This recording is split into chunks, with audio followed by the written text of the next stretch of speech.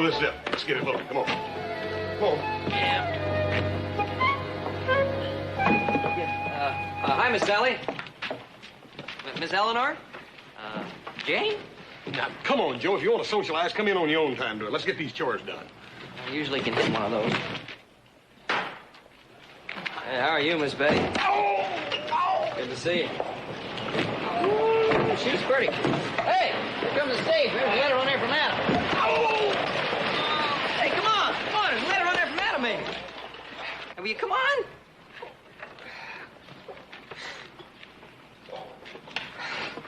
You know, if you just break down and spend a few dollars, you get a pair of boots that fit.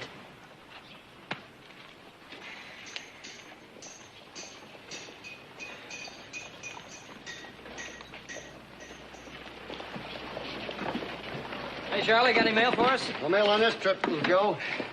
Hi, Charlie. Will you be staying at the hotel, miss? No, I'd like to engage a carriage. Yes, ma'am.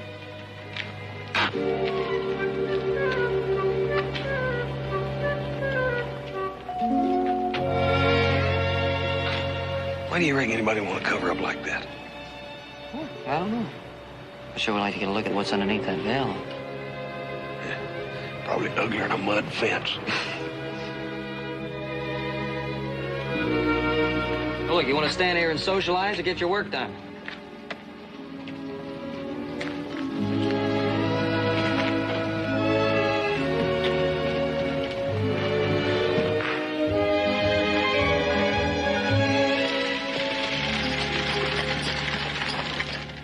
Well, this is it, miss.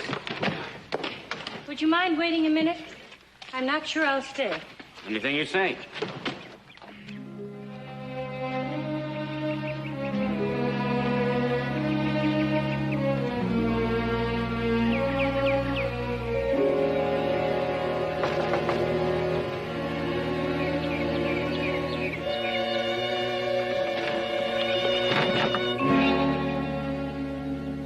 Here.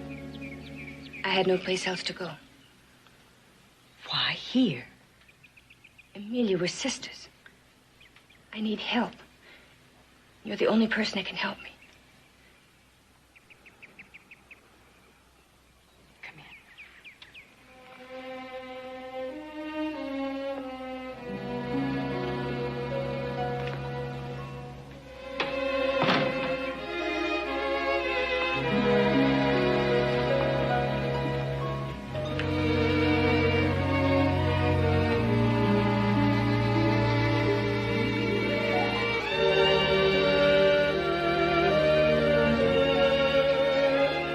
Your life shows in your face, Reagan. And it makes me ashamed you're my sister.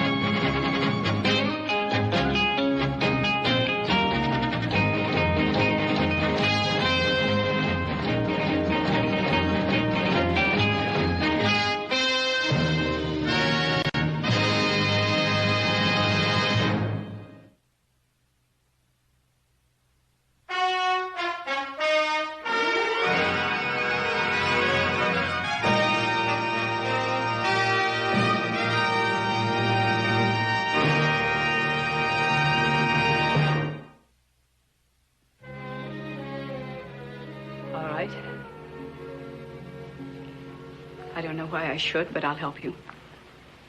However, you'll have to wait until the bank's open in the morning. You can stay at the hotel overnight, and I'll leave an envelope for you at the desk after 9. That's not the kind of help I need, Amelia. Well, I don't know what other kind of help I can give you, Reagan. Please, Amelia. Please, Amelia. Amelia, please. It's always been Amelia, please, hasn't it? Even now, fresh from your triumphs in San Francisco. You heard about that? Oh, yes, I heard. I heard about that incident and all the other incidents, too. People write, Reagan. There are always people to write to you about things like that. I didn't do anything. I couldn't help what happened. So I remembered that's exactly what you said 7 years ago with Charles. Amelia, that wasn't my fault. Wasn't it just? Well, he loved me, Reagan. For 2 whole years, Charles courted and loved me. And the day you came home from school and displayed your feminine charms, he didn't even want me. Well, I don't blame him. No, you corrupted him like you've corrupted everything around you ever since you've been a child. Judging from your last escapade, you still haven't changed. I know what I am, Amelia. But I can't change unless you help me. Please, Amelia. You owe it to me. Owe it to you.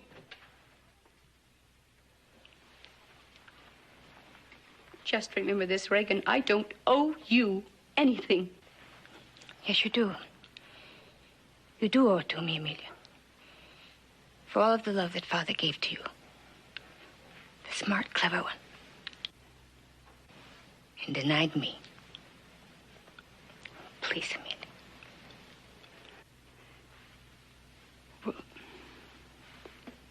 Very well. Very well, I will help you. But you'll have to do as I say. And exactly the way I say for you to do it. Yes, I promise.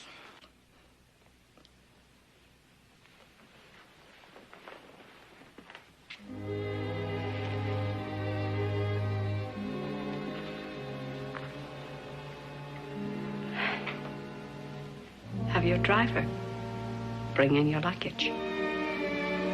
Thank you, Amelia.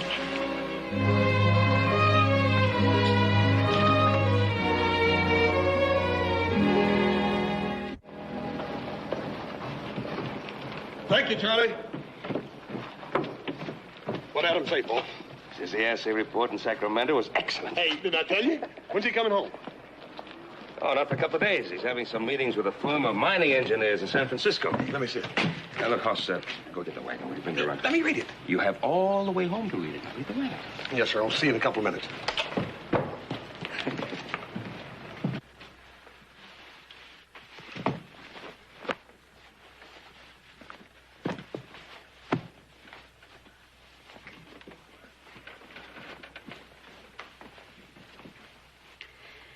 Ah, yes, these will do.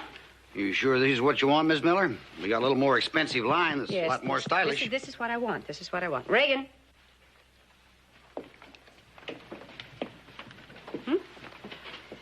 Yes, those will be just fine, Amelia. Well, you'll need several for daytime and at least one good black for church. Mr. Amos, do you have my pattern in a smaller size? Oh, I'm sure I can find one. It'll suit just fine.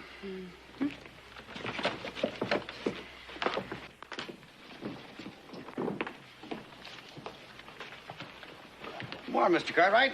Oh, good morning, Amos. Get my order ready yet? Yes, sir. Got it all put away out and back. Good.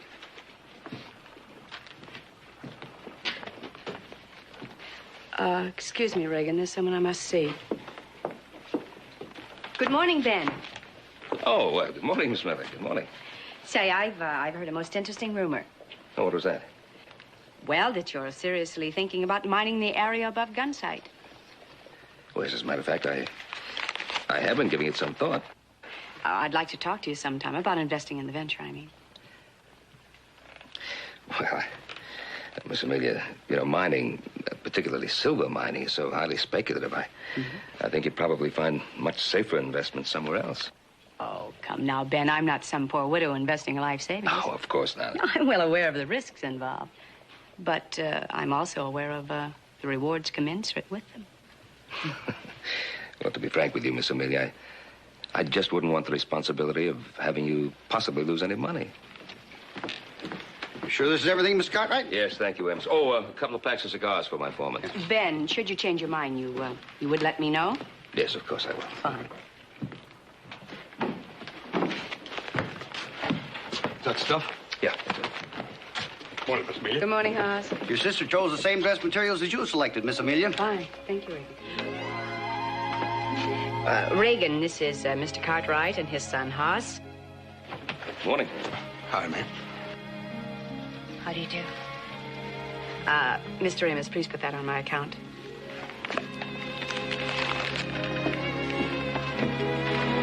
Here, ma'am, let me take that for you. Thank you.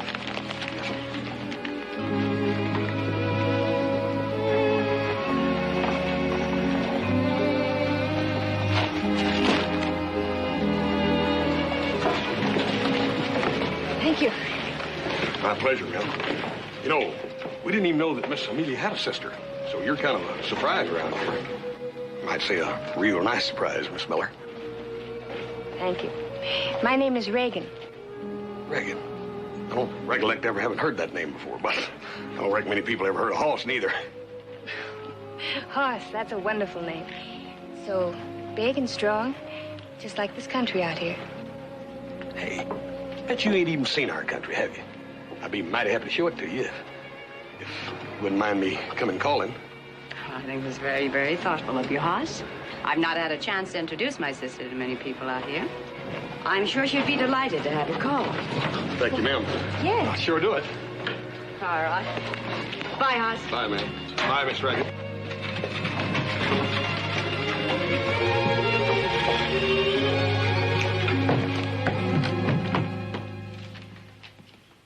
Joe. Yeah, Pa? Didn't Haas cruise that timber up at Gunsight last spring? Yeah. Don't you remember I went up there and found him bogged down in a snowdrift? Oh, yeah. Where's Haas now? I think I saw him out on the front porch. I don't think he's doing anything. Joseph, Yes, sir. feet on the floor. Yes, sir.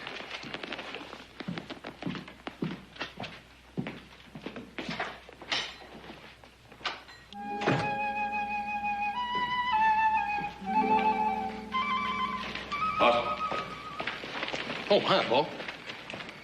Adam writes there's a firm in Sacramento. Wants us to quote a price on 500,000 board feet of timber. And do you think we could handle that out of the tract above Gunsight? Boy, that'll take some doing, Paul. Yeah, well, why don't you ride up there and take a look? We're going to have to clear it anyway if we're going to do any mining. Paul, can little Joe do that instead? Why? Oh, well, I promised Miss Reagan that I'd take her for a buggy ride and show her the country. And of course, she ain't gonna be here long. I just... Sure. Thanks, Paul.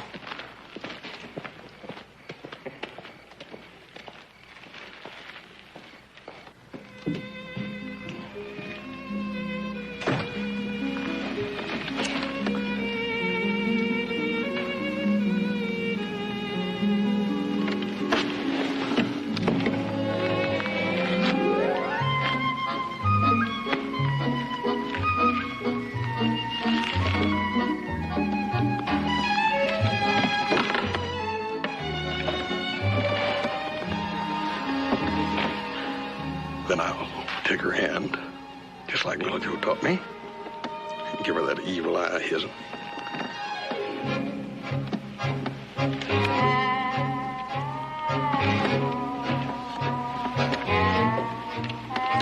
Then I'll turn to her and I'll say,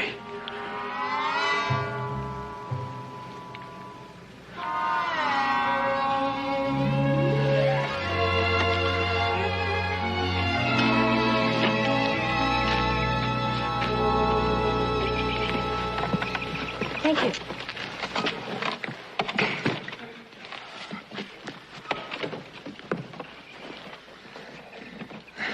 get up.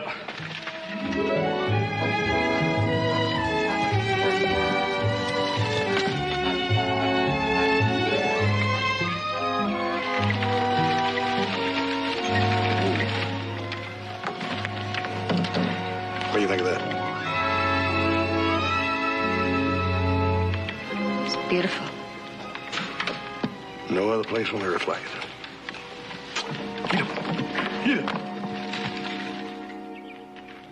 Pretty azaleas. Beautiful. Coming up nicely. Mm-hmm. Ah, it was a pleasant dinner. Very glad we ate outside. Well, I thought we should take advantage of the lovely weather. Mm.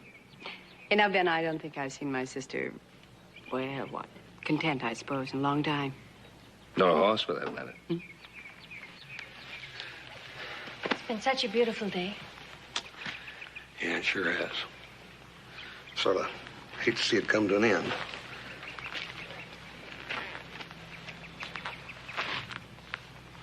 Miss Reagan, you made up your mind yet? About what, Hoss? Well, about not making this just a visit, but settling down here. Well, I don't know. Settling down has such a permanent sound, doesn't it? Yeah, I reckon it does, but sort of nice sound, too. I mean, it's one that us folks here understand. Well, I don't know if it would be right for a person like me. Oh, sure it'd be right. Why, the right person came along, it'd be right as rain. Can it ever really be like that, Hoss? Sure. I mean, you get married, and build yourself a house, raise a family. Like they say, grow old together. Grow old? That's something you ain't gonna have to worry about for a long time yet, Miss Reagan.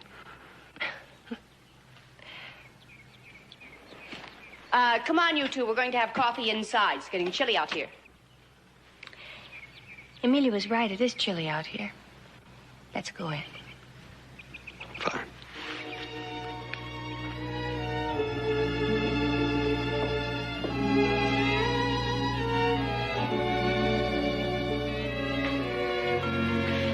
You know, I think the Cartwrights actually enjoyed having dinner outside.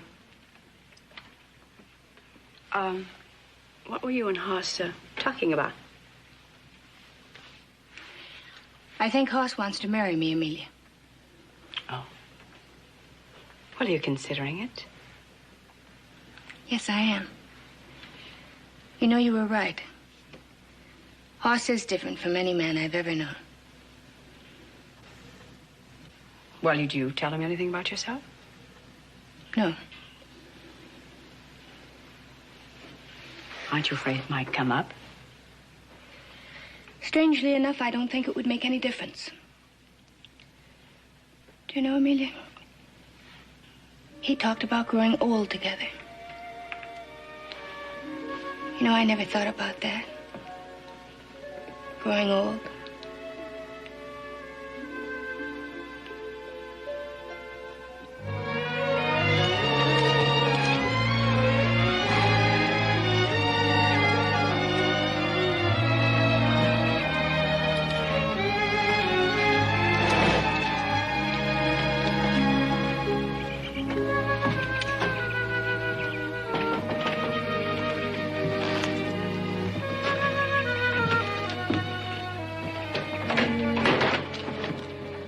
Mr. Cartwright. Morning, Miss Reagan.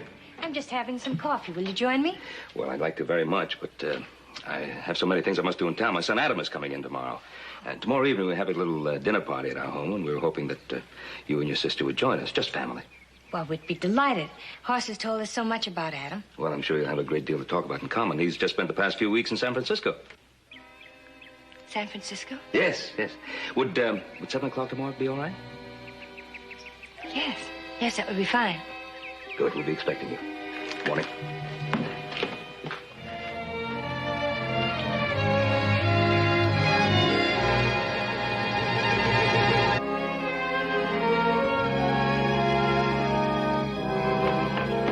So anyway, old Solly never did find out what happened to his teeth.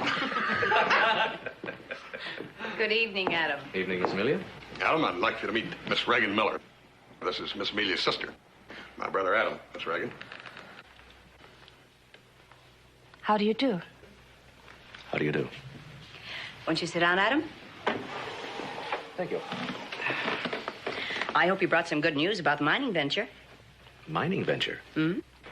Adam, while you were away, Miss Amelia expressed some interest in investing. Oh, I see. Well, I'm afraid it'll be an expensive installation, but I think it'll be practical. Hey, Adam. Miss Reagan here just left San Francisco about 2 weeks ago. Now, I know it's getting to be a big town now, but I thought maybe you might have run into some of her friends there.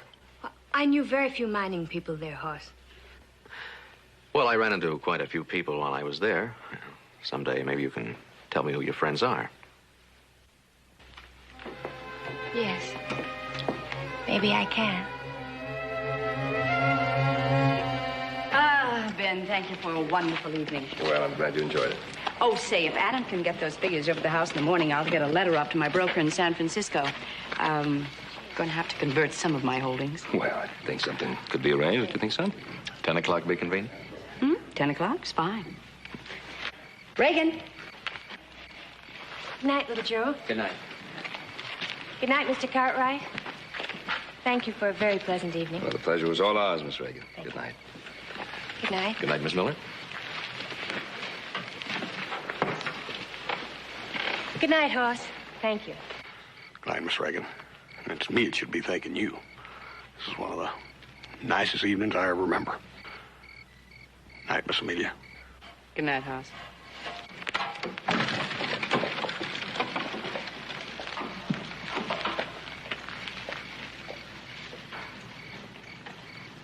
Miss Reagan Miller. Yep.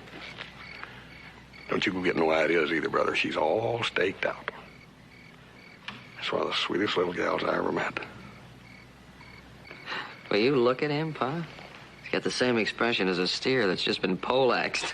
Well, that's probably the expression I had on my face when I was courting your mother. Well, he's pretty serious about her. Hmm? Well, it's about time one of you boys started thinking seriously of getting married. Pa, you trying to get rid of me?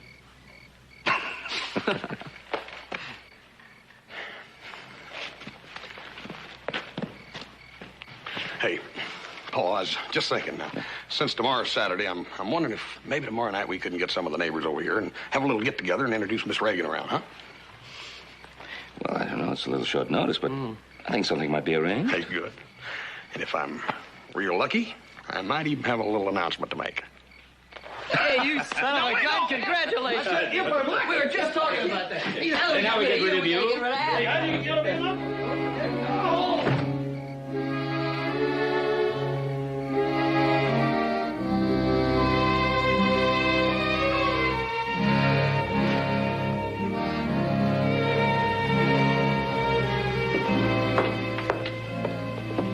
Good night, Reagan.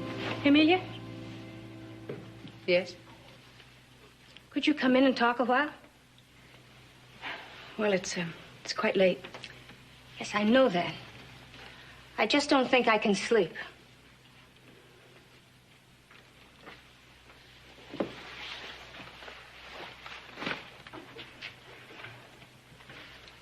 Probably realize, of course, that Adam heard about you in San Francisco. I know he did. I could tell the way he looked at me. Yes, I noticed that, too. He just couldn't seem to take his eyes off you all evening. Or aren't you worried about that? No, not particularly. Well, you should be. You know, once Adam tells Hoss about you, that not only ends your chances with him, but all my plans as well. Well, he's not going to tell Hoss. And what's to stop him? I've yet to meet the man that I can't handle. Well, Adam is not as naive as Hoss. He's still a man. And men are your business, aren't they, Reagan? Yes. Yes, they are, Amelia. Just remember this. The Ponderosa is my business. What you don't seem to understand is I don't want the Ponderosa. I want Hoss. Good night.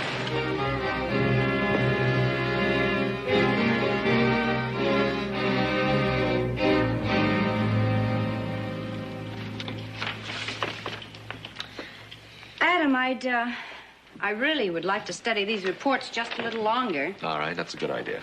Sure you want to stay for coffee? No, thanks. I suppose Hoss got by and told you about the party tonight. Oh, yes. He came by quite early to tell us about it. So that's why I didn't see him at breakfast this morning. He is an early bird, isn't he? Well, he's also one of the finest men I've ever had the pleasure to know. I'd have to agree with you. Listen, I wonder if I could speak to your sister a minute. Yes, certainly. She's out in the front yard. Thanks. We'll see you tonight, then. Bye.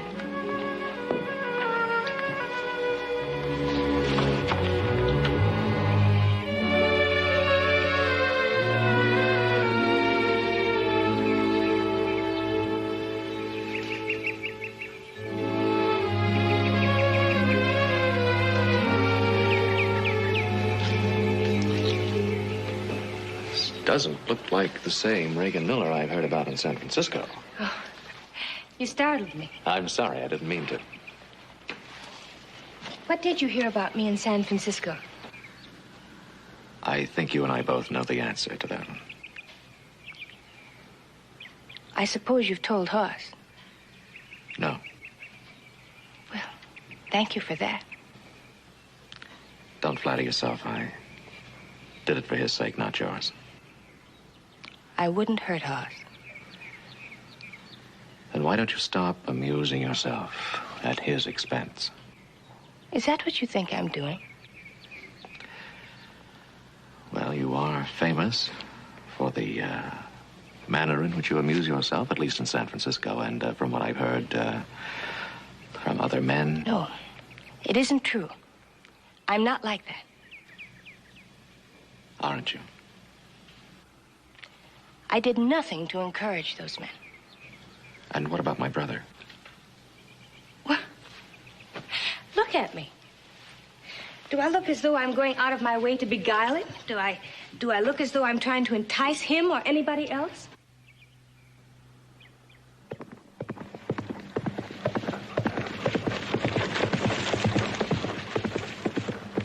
I won't have you telling me what to do. All right. Then I'll tell him. Tell him what? That the woman he loves is some special kind of monster? That I'm supposed to be responsible for every man that falls in love with me, but I'm not supposed to give any love back?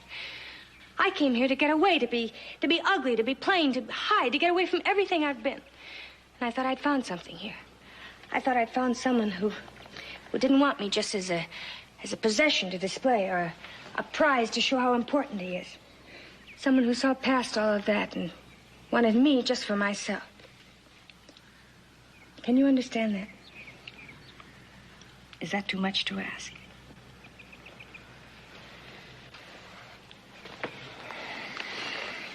No, I suppose it isn't. You do understand, don't you, Adam? You understand. All I ever wanted was to be loved. Just to be loved.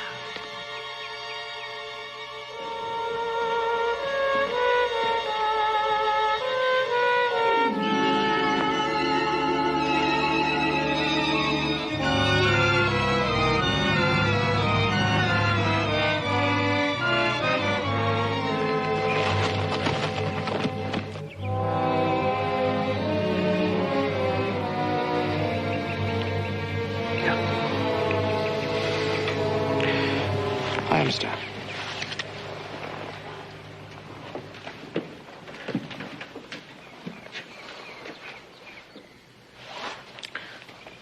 It won't work. What do you mean? A woman who kisses the brother of the man she's going to marry the way you just kissed me, well, she's talking about a different kind of love. You can't really change what you are, can you?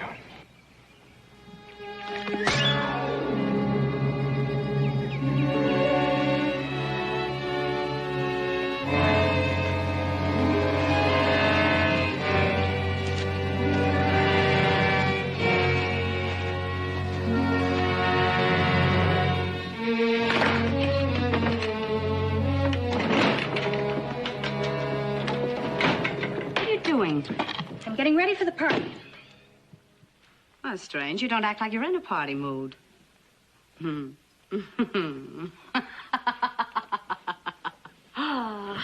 So Reagan Miller finally met her match, did she? You think I failed with Adam, don't you? Well, maybe I did. But that's because it wasn't me out there. It was something that you tried to make me. It will cost me a great deal of money, Reagan.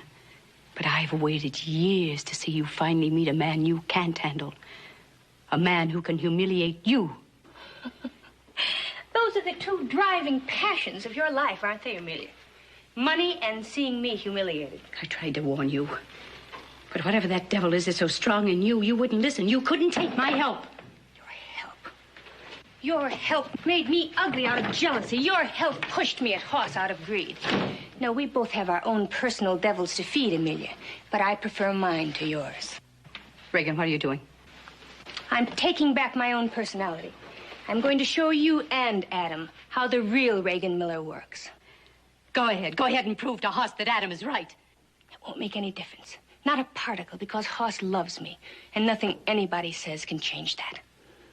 Now go ahead, get dressed. I'll prove it to you.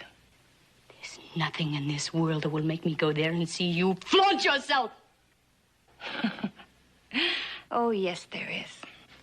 Your greed will make you come, Amelia.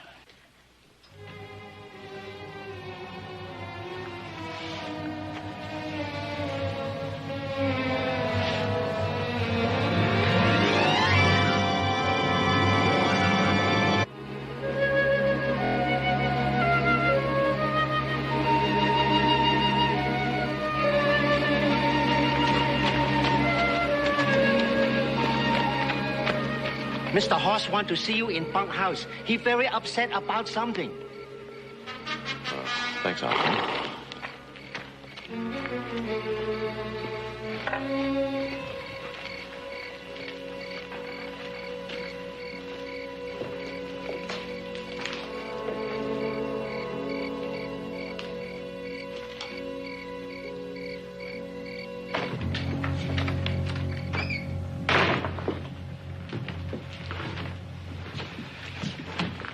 Hop Singh said you wanted to see me.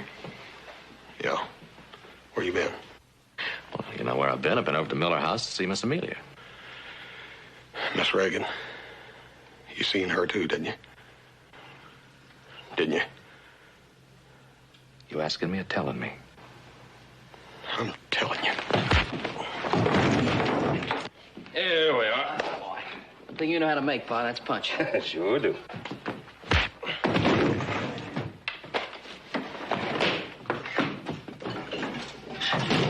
What was that?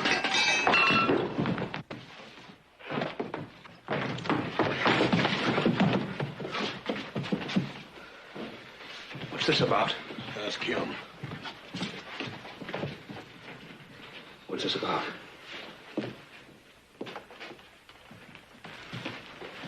Why are you fighting him?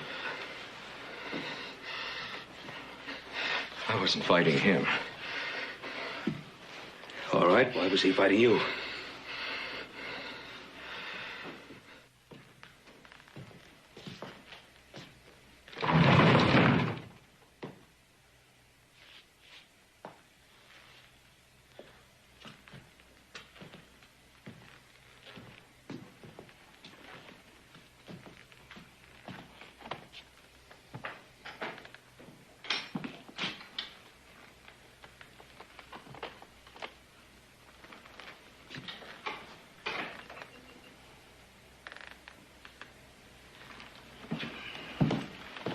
Hoss.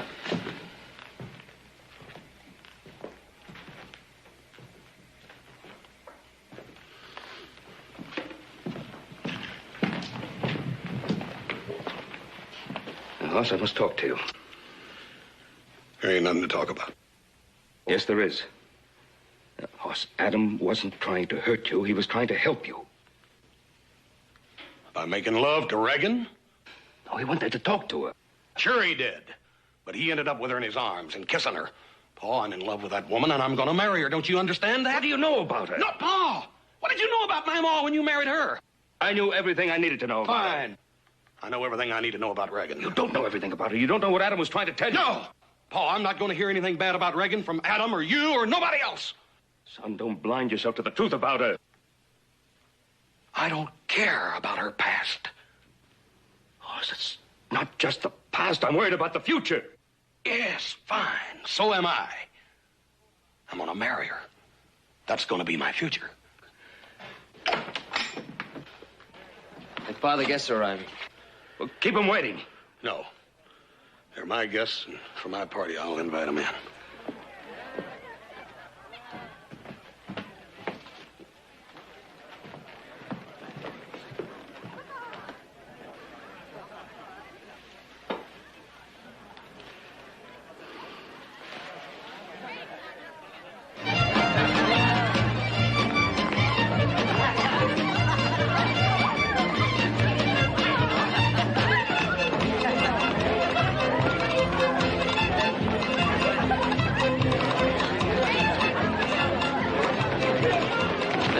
Some punch. Golly. Hey, Hoss, come on, have a good time.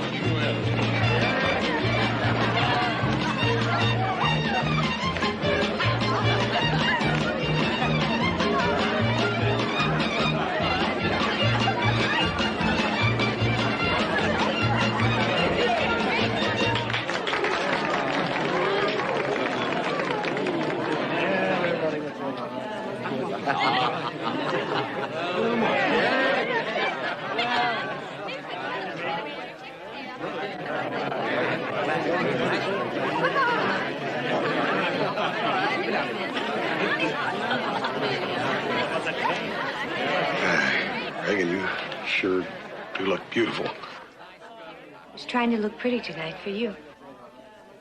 You're a sight more than just plain pretty. Well, if you don't like it, I can change.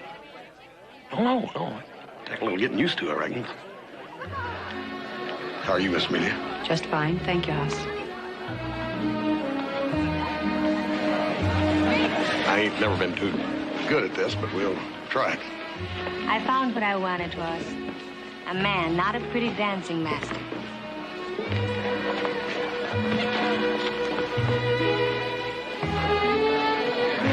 Reagan, I couldn't help seeing what happened this afternoon between you and Adam. From now on, we'll just forget that ever happened at all. I wanted to tell you, Hoss, but I was afraid I'd lose you. Reagan, you ain't ever got to be afraid of that. Thank you, Hoss. I couldn't stop it. You could see that. I know.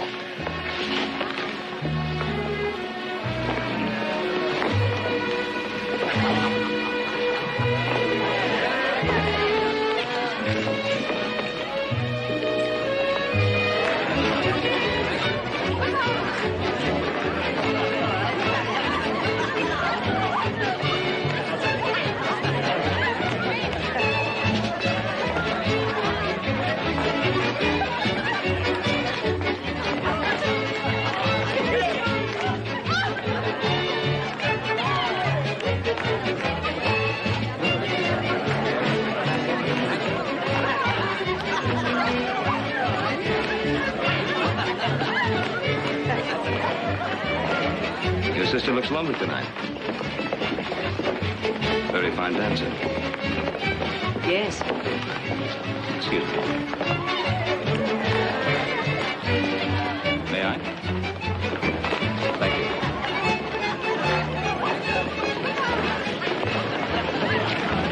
Oh, Mr. Cartwright, I can't dance another step. Could we get some air? You have been dancing quite a bit tonight. Of course, let's go outside.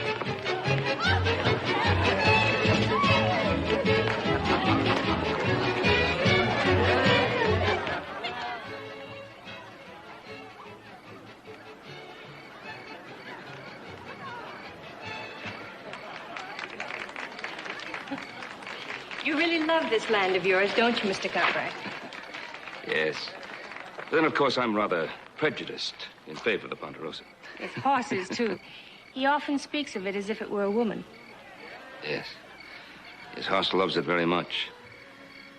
Of course, Hoss always sees everything with uncomplicated, honest eyes.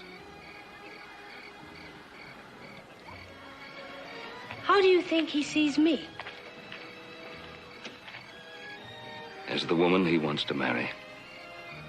And, how do you see me, Mr. Cartwright?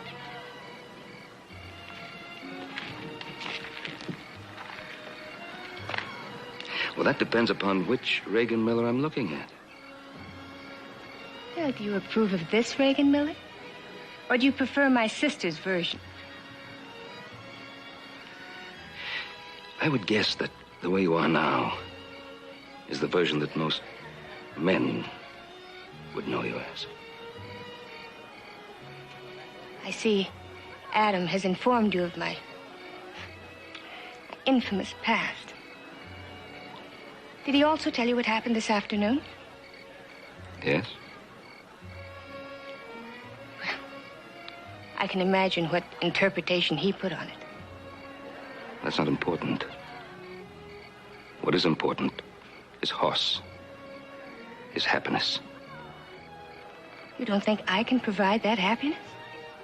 No. Frankly, I don't.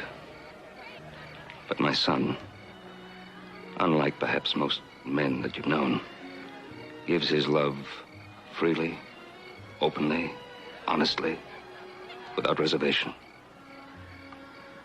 And even the knowledge of your past couldn't shake it. If he can forgive that, why can't you?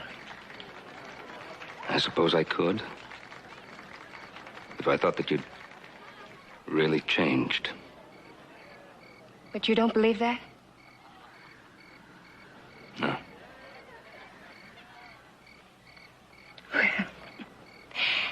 It doesn't really matter what you think, does it? Or Adam. Because Hoss will marry me anyway. Yes. Yes, Hoss would marry you anyway.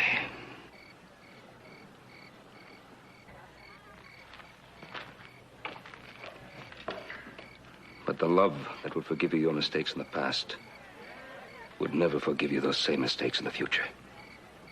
I won't make any mistakes. Won't you? Just this afternoon, Hoss saw you kiss Adam. But Hoss understood.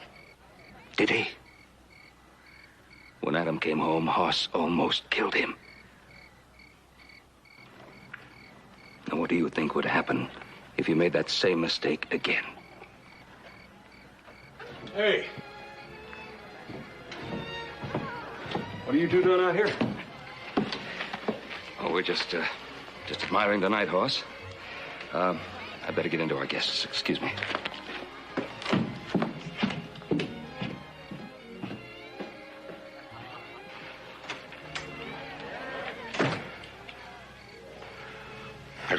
There's a ring around the moon. Could mean that it's going to rain tomorrow. Hoss. About this afternoon. Reagan. I told you we weren't going to talk about that anymore. Well, what if I were to tell you that it wasn't Adam's fault? That I'd encouraged him? You wouldn't do that. Well, what if I did? You ain't like that. I could be like anything. You don't know anything about me. Things like that could have happened to me in the past. That's all over, Reagan. Don't matter. You don't have to tell me about those things. It just don't matter. No more than you getting all dolled up for this party. It just don't make no difference. I could tell you things that would matter. Oh, I know I ain't the first feller, or the only. I certainly ain't the handsomest. I got a mirror telling me that every morning. Ain't nobody could blame you for searching around for something better. But once you made up your mind that I was the one, then you wouldn't have to search no further. Ever.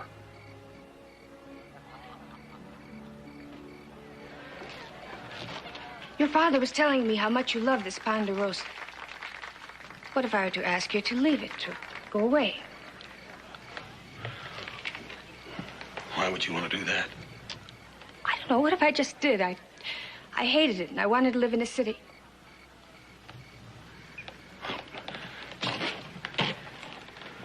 If that's what it'd take to make you happy, then that's what we got to do.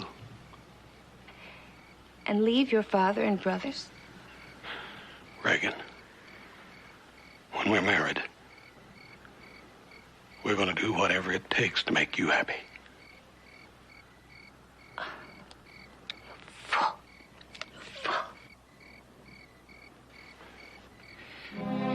What can I tell you to make you realize what I am? Stop it. You stop it right now.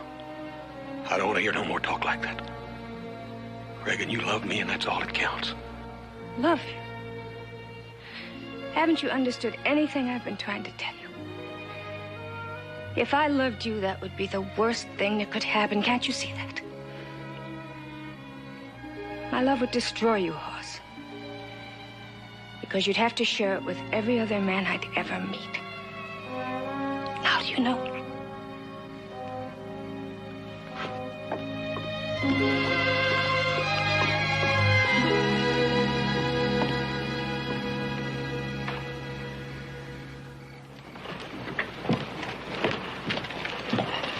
Stage is leaving, miss.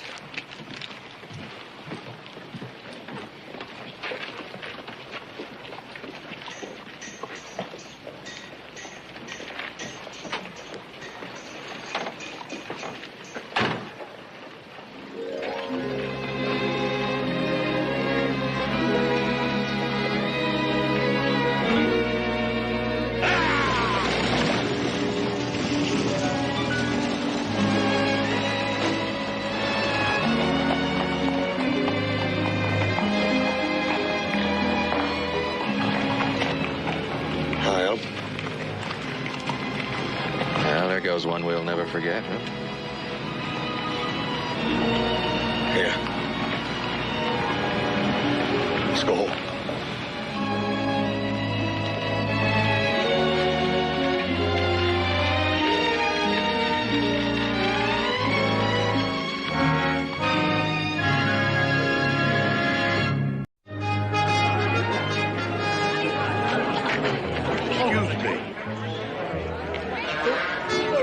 People doing here?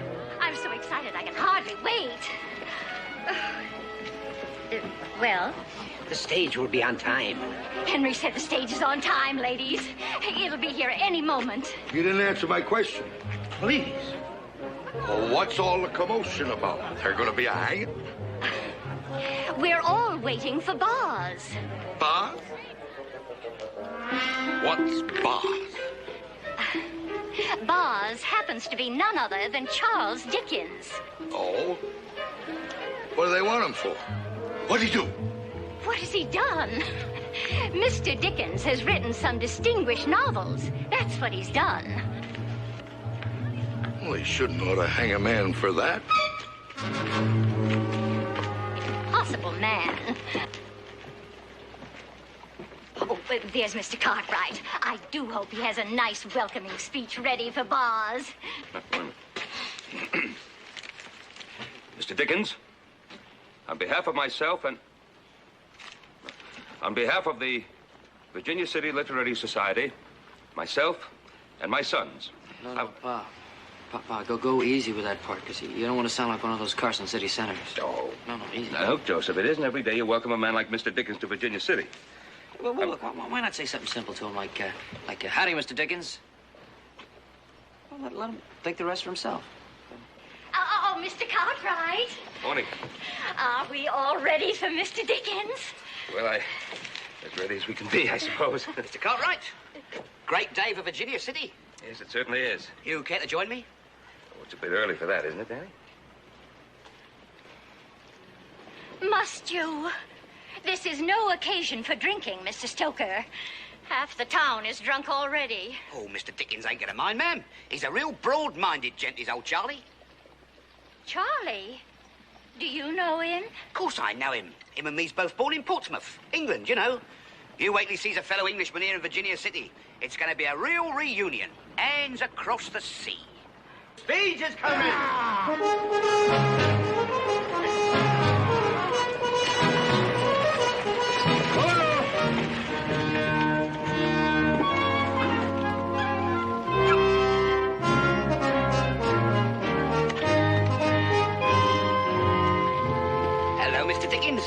Dan Stoker's the name, a fellow countryman. In that case, what are you doing here?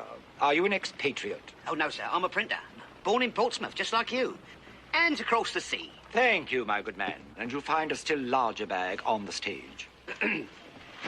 Welcome to Virginia City, Mr. Dickens. I'm Ben Cartwright. I liked your letter inviting me here, Mr. Cartwright. Thank you. It piqued my curiosity. Oh, Mr. Dickens, on behalf of the Virginia City Literary Society, my sons and myself, I want to take this opportunity to welcome you to Virginia City. I'm certain that your presence on the stage of our social hall will be a memorable one. Yes, quite so. However, Mr. Cartwright, at this point, I feel a warm bath would be far more welcome than a welcoming speech. So if you would direct me to whatever serves as a hotel in your community. This way, Mr. Dickens, sir.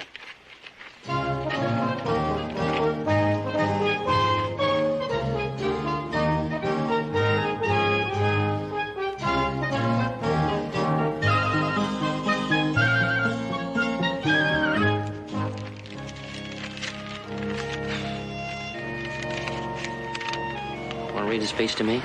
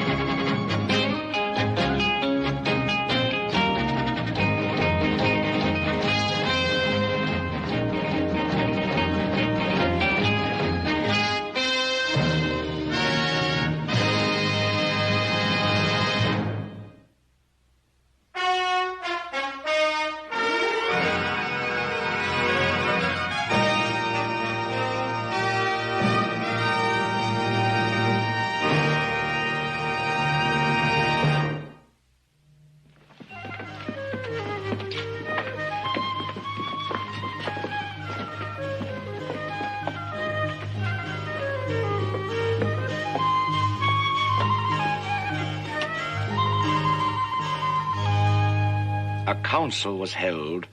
Lots were cast. Who should walk up to the master after supper that evening and ask for more? And it fell to Oliver Twist. Child as he was, Oliver Twist was desperate with hunger and reckless with misery. He rose from the table and, advancing to the master, basin and spoon in hand, said, "Please, sir, I want some more." The master was a fat, healthy man, but he turned very pale. "What?" said the master in a faint voice.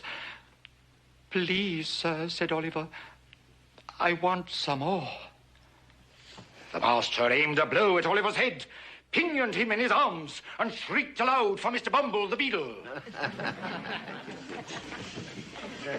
The workhouse board was sitting in solemn conclave when Mr. Bumble rushed into the room in great excitement and addressed the gentleman in the high chair. "Mr. Limpkins, beg your pardon, sir. Oliver Twist has asked for more." "For more?" said Mr. Limpkins. "Answer me distinctly, Bumble. Do I understand that he asked for more after he had eaten the supper allotted by the dietary?" "He did, sir," replied Bumble. "That boy will be hung," said the gentleman in the white waistcoat. I know that boy will be hung. "I know that boy will be..."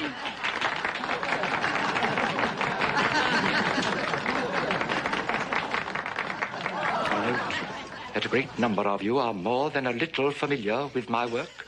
We sure are, Mr. Dickens. In other words, you have not only read Oliver Twist, you have memorized it. Yes, sir. Not only that, Mr. Dickens, but we're also following the old curiosity shop. And we all pray that you don't let little Nell die. Your devotion to my work might be an honor, madam, were it not for the fact that I have never given America the right to publish my writings. But it seems that certain unscrupulous American publishers have stolen my work and distributed it wholesale, even in places as remote as this unimportant mining hamlet. I need hardly say that I find your participation in my reading completely without merit and a thoroughly disgraceful example of impertinence. Oh, come on, Charlie. Quit the preaching. Let's have some more Little Oliver.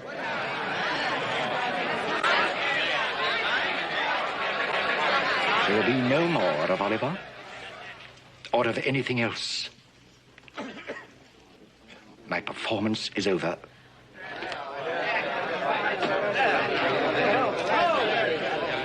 We want some more Little Oliver. We paid there for Little Oliver. He can't get away with this. Come on, fellows.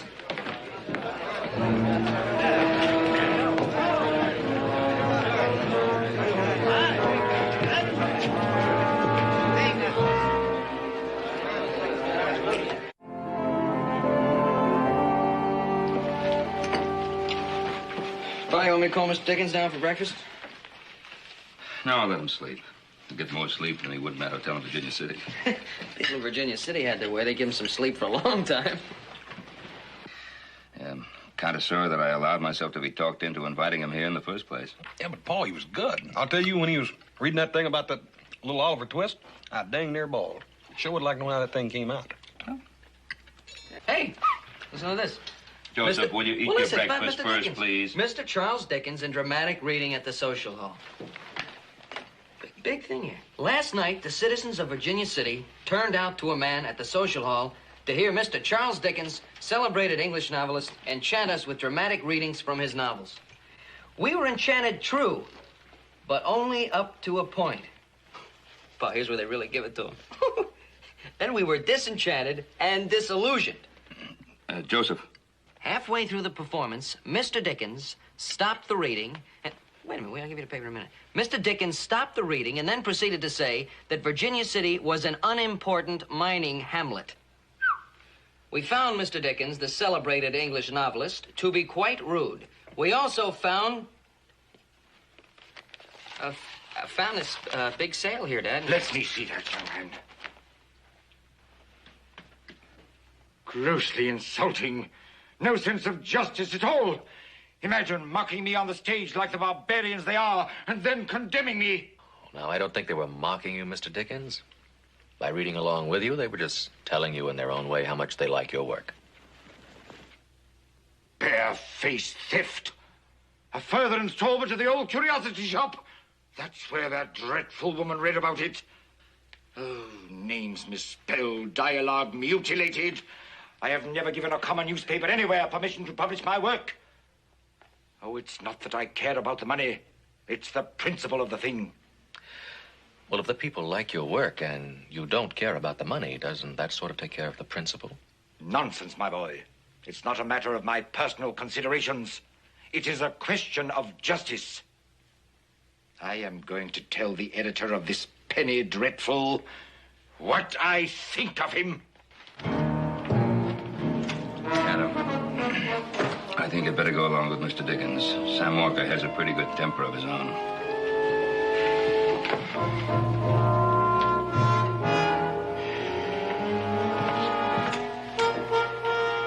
Thank you very much for reading us that newsworthy item, Joseph. Now, will you finish your breakfast?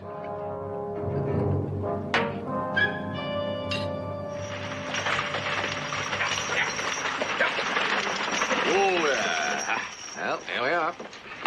I've enjoyed your company, Adam. It's rare to find someone in these parts who can discuss books intelligently. But this is a matter I prefer to handle alone. Well, I just thought I'd introduce you to Sam. Is it possible he doesn't know who I am? Well, it's possible, but I thought I'd introduce you anyway.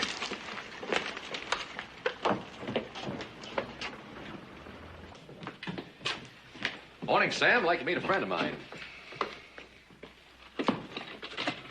Never mind the formalities, Adam. I know this gentleman quite well. It's a pleasure to have you visit my small shop, Mr. Dickens. The feeling is not mutual. I am not here to discuss your notice of my performance last night. That is freedom of the press. I suppose. But this pirated passage from my work, I want to know by what authority you dare to publish it.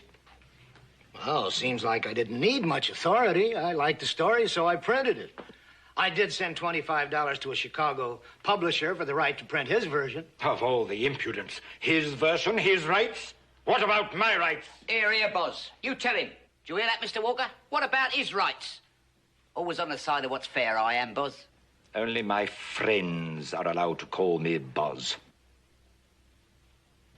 Get back to work, Dan. Mr. Dickens, you know publishing as well or better than I do, so you should know that without an international agreement on copyright, you haven't a leg to stand on. So should we forget all this and you and Adam be my guests over at the hotel for lunch? Sir, this will be the last installment of my work to appear in your paper. Is that understood? Sorry, I can't buy that. Disappoint too many readers. But I tell you what I will do. I'm running Pickwick papers after the old curiosity shop. The devil you are! And, just to be fair, I'll give you the $25 instead of sending it to Chicago. Did you hear that, Adam? Sounds reasonable to me. Bah! Walker, you will stop publication of my work as of today, or I shall see to it that your paper is closed down and your name discredited from here to New York. I'm sorry, I can't oblige. You see, there's so many people threatening to close me up that getting the same threat from you is quite an honor. Bah! Oh, Mr. Dickens. I hope you're not going to let little Nell die. If it disappoints you, she will. Well, I knew you wouldn't get very far with Sam. Citizens of Virginia City, may I have your attention, please? What are you doing? Demanding justice. I'm going to tell them the kind of man Sam Walker is. Well, this is not the way to do it. Sam Walker's a very popular man here. These people will ride you out of town on a rail. Expressing my views in a free country? Citizens of Virginia City, you all know who I am. I appeal to you as fair-minded Americans. The editor of that paper is a pirate. Like the worst kind of buccaneer on the high seas. He has plundered me of my property. He's a brigand, a highwayman, a freebooter. And all of you are little better if you support him. I demand, as a simple matter of justice, that you stop buying his paper. Pipe down, lime juicer. Tell it to the Queen. Why don't you go on back to England? Yeah, go back where you belong. I'm also advertising from him. Tell it to the Force Queen. him to. Where is your sense of justice? Is that man to be allowed? Mr. Dickens! Mr. Dickens! Would you autograph this book, Mr. Dickens, for a fellow countryman? Always on your side, you know. Dan Stoker's the name.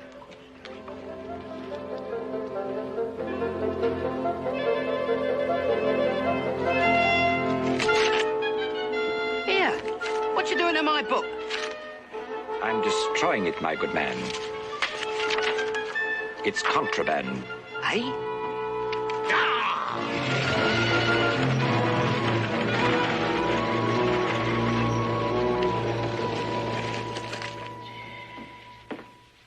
Where have you been? See what you've done, Mr. Walker?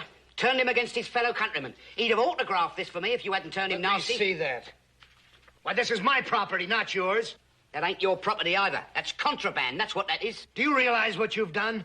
Most of this is missing. It'll take me 2 weeks to get another copy from Chicago. Yeah, you can't blame me for that, Mr. Walker. I never tore up the book. It was Dickens what done it. I've had just about all I can take from your toadying and your drinking. Now get out of here, and this time stay out. You bet I will. You're no better than what he is. Him with his grand airs and his books, and you with your picayune newspaper. Out of my way, Tim. I'm getting out of here. This ain't no place for an honest gentleman.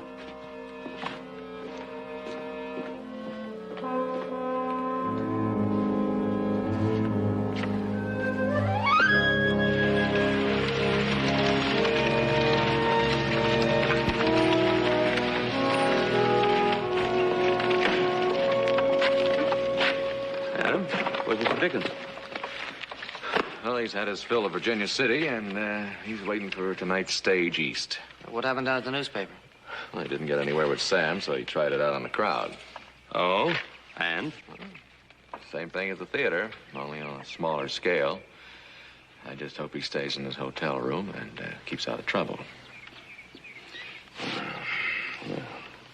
We invited him here. I guess right after supper we should go into town and see what's happening.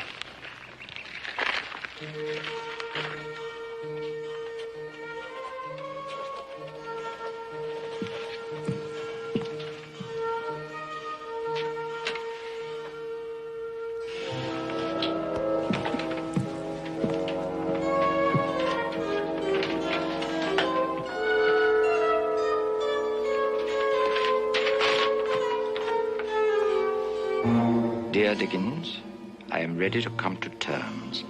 Let's talk it over in my office this evening. S. Walker. Where?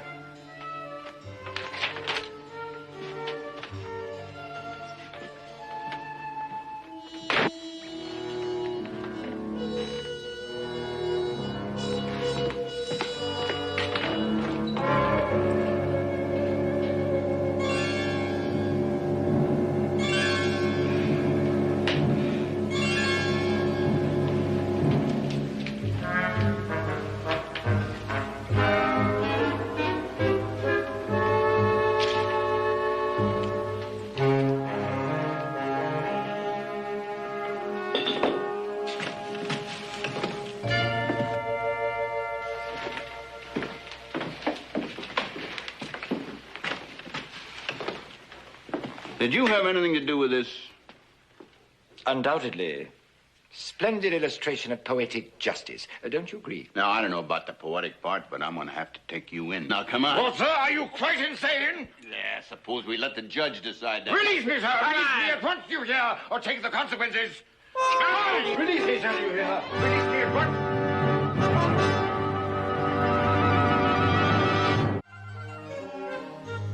Sheriff? Sheriff!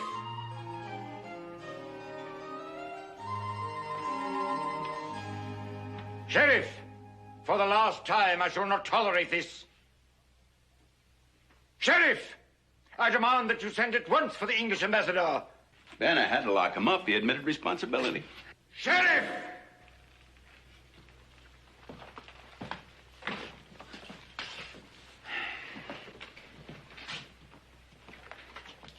Ah, thank heaven you're here. Not only have I been held incommunicado, but in a cubicle obviously reserved for common felons. Now, if this overzealous official will release me at once, I'll agree not to prefer charges. Well? Well, Mr. Dickens, I know that there's been a very bad mistake, but the fact of the matter is that charges have been preferred against you by Sam Walker. What charges? Willful and malicious destruction of property. Preposterous. Sir, every hour that I am unlawfully detained makes your position more and more perilous. Mr. Dickens, the sheriff tells me that this whole thing can be cleared up right now if you only tell him what you were doing at the Enterprise office this evening. I shall tell him nothing. All it requires is a simple explanation. It may seem simple to you, Adam, but if I explain, I automatically admit that my presence at the Enterprise was suspicious. And as I hope you know, Adam, I am above suspicion. Now, how much longer is this sorry jest going to continue?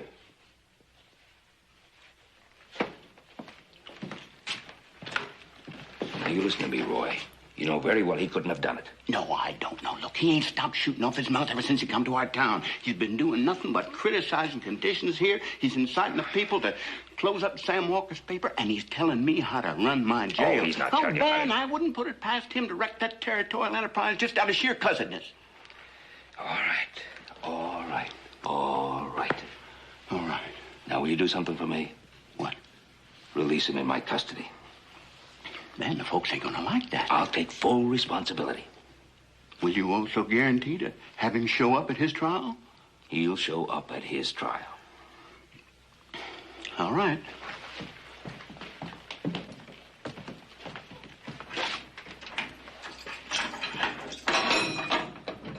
All right, Dickens, you're out on Ben Cartwright's say-so. That is until the trial. What trial? What trial? Mr. Dickens, I'll explain that to you. Fetch my hat.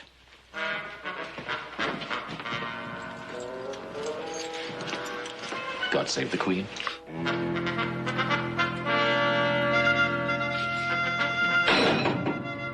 Fetch my hat.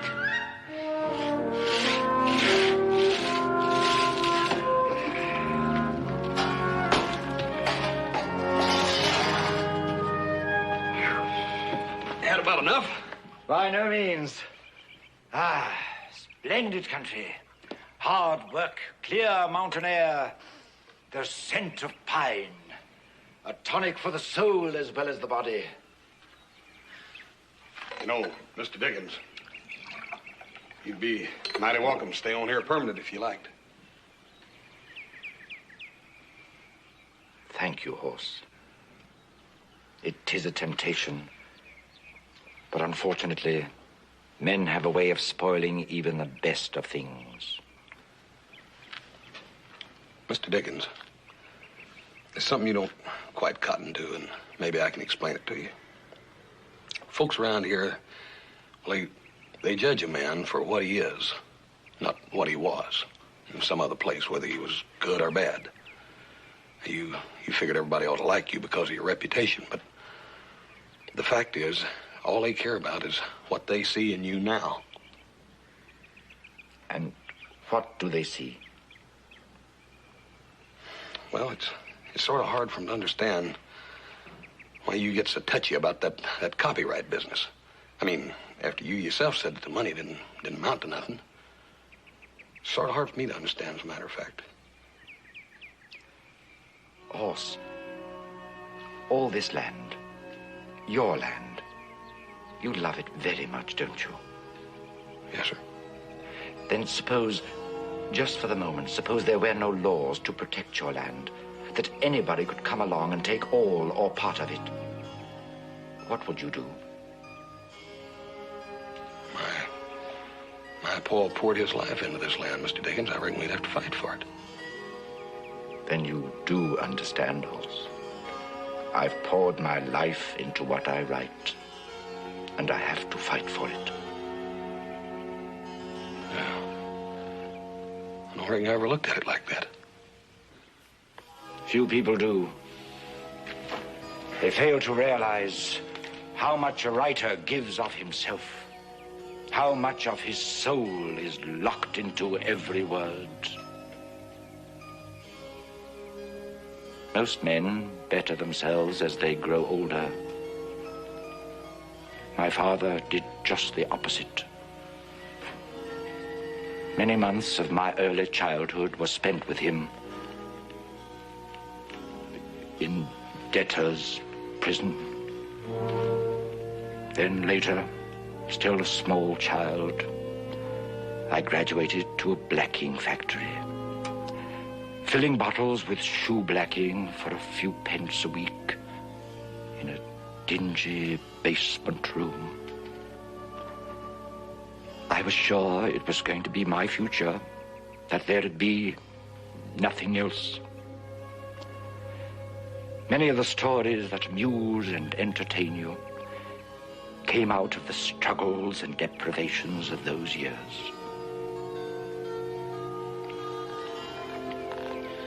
You know, maybe if you'd just explain it that way to them, that folks would understand, Mr. Dickens. I have never chosen to expose my private emotions to the world, and I certainly don't intend to start now. Come, Horse, there's work to be done.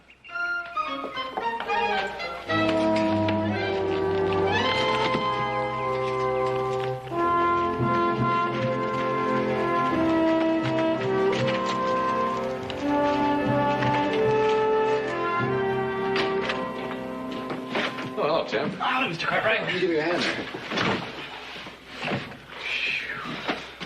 Sure is a mess, isn't it? Yeah. Mr. Walker said it'd take about 3 weeks to get the place back in working order. Somebody had to get pretty riled up to do this to Sam. Had trouble with some of your readers lately? Only that Mr. Dickens.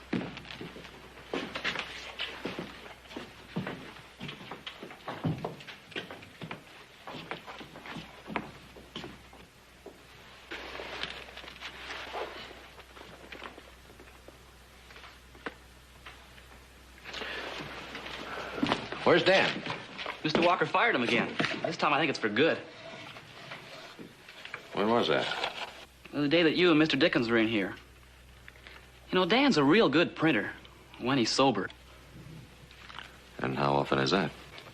Not very often, Mr. Cartwright. Thanks, Tim.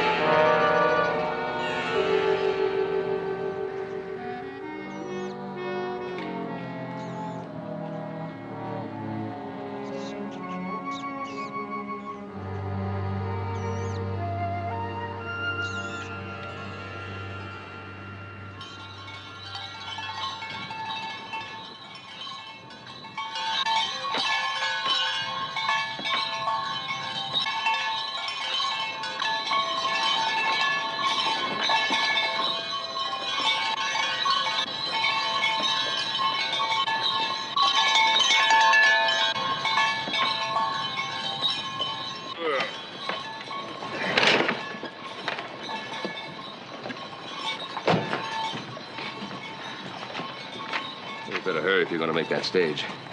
And Adam, don't cripple over the price. We need those water wagons bad. I'll do the best I can. Have them back here in a couple of days. Have a good trip. Our grandpappy had the power, friends. You give it to my paw, and my paw give it to me. Oh, it's a potent power, I tell you. It's a power to knock old Satan knuckles loose from that sky and bring the velvet touch of water to this here parched land. Gentle drops to make your fields green again. Blessed moisture to fill those wells and wrench this evil dust and heat from the air. Now, folks, I'm going to rest tonight. As soon as your neighbors up the street get finished making arrangements for me, I'm going to go to work. I'd take a last good look at that blazing chariot up there.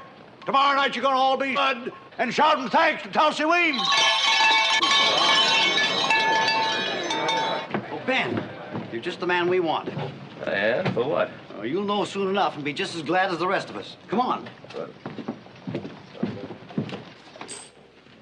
There's another 5. We don't need much more. Here he is, boys. Now we can swing it. Ben's got as big a stake in this as the rest of us. He'll kick in. Well, sounds like money talk to me, Abe. Like maybe you fellas want me to buy something, huh? Water, Ben. Water. Since the drought, our town's become church mouse poor, Ben, and we all dug deep. Providence led this man to our town, Ben. And he ain't trying to gouge us either. Just $30 from you, and we'll have the 200 he's asking. And he's ready to go to work right now and end this drought. Now, hold on there. You boys thinking of hiring that rainmaker out there, the one I saw his wagon a minute ago? You should have been here to hear him talk. That man's got the power, I tell you. Well, offhand, I'd say that this long dry spell we've been having has addled your thinking. But you remember that spellbinder that was out here last winter? That medicine man, the one with the big voice and all those fancy bottles? You fellas thought he had the power, too, and you bought every bottle he'd sell you. Oh, Fred, did it cure your arthritis? What about you, Abe? Did it fix up your gout?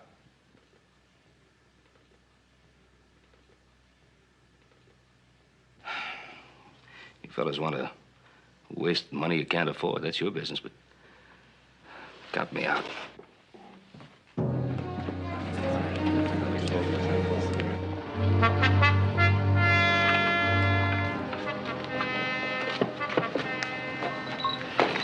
Yeah, that horse needs water, and these horse troughs are all dried up. Tell you what, go on down to the livery stable. I'll give you a bucket for a nickel. Tell them we'll pay him as soon as that committee gets here with my money.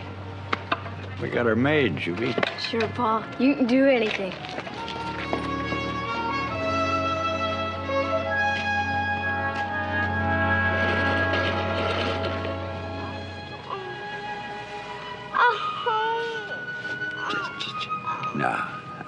don't fret, child.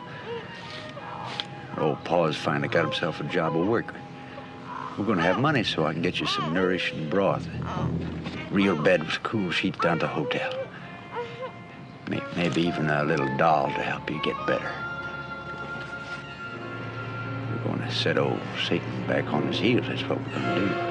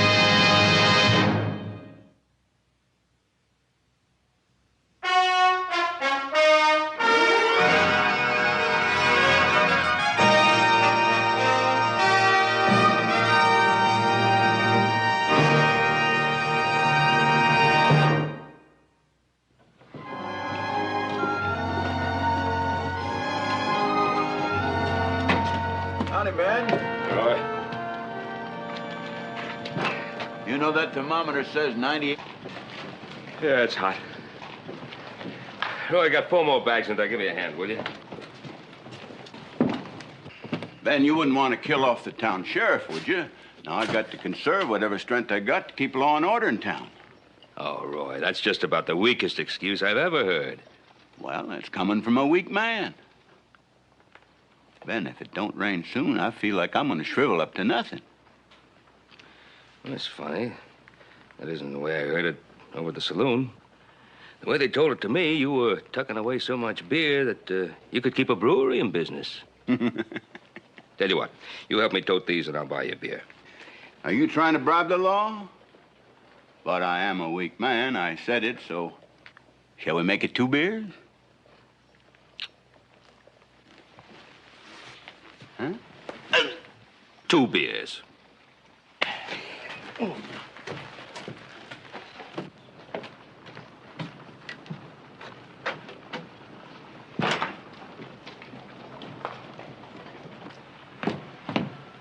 You be careful you don't melt away, Roy, working so hard. Look yonder. Here comes that rainmaker. Looks mad enough to bite his bike in half. Fellow down the street pointed you out to me. He said that you was Ben Cartwright. You owning up to that? Yeah, I'm Ben Cartwright. Well, I just wanted to gaze a spell on the kind of a man that would snatch the food from a sick little girl and cheat a man out of an honest day's job. Now, hold on there. What are you talking about? What little girl? My little girl, my little Mary Beth. They're racked with fever she is down there, needing care. Her poor mother trying to tend to her in a stifling furnace of a wagon. Oh, I'm sorry about that. You're sorry, them's empty words, mister. You're just mean, plain, miserable mean. You got spite and venom in your heart. Now you look here. Name is Weems. I'm from Tennessee, mister, the Big Smokies. And I think poorly on a man. I tell him right straight out to his face, not like you. Telling those men I'm some kind of a quack and a cheat and a figure. Now you look here. We've had just a about... minute. I said those words, yeah. But I didn't mean them in any personal sense. I was just trying to explain the way I... Oh, you explained fine, just fine, mister. They was all set to hire me till you come sticking in with your mealy-mouthed, penny-pinching gabble. Now, look, Weems, or whatever your name is, I don't believe in rainmakers. I don't believe there's a man in the world can dredge water out of a sky that doesn't want to give it. If I thought there was, I'd bet my last dollar on him.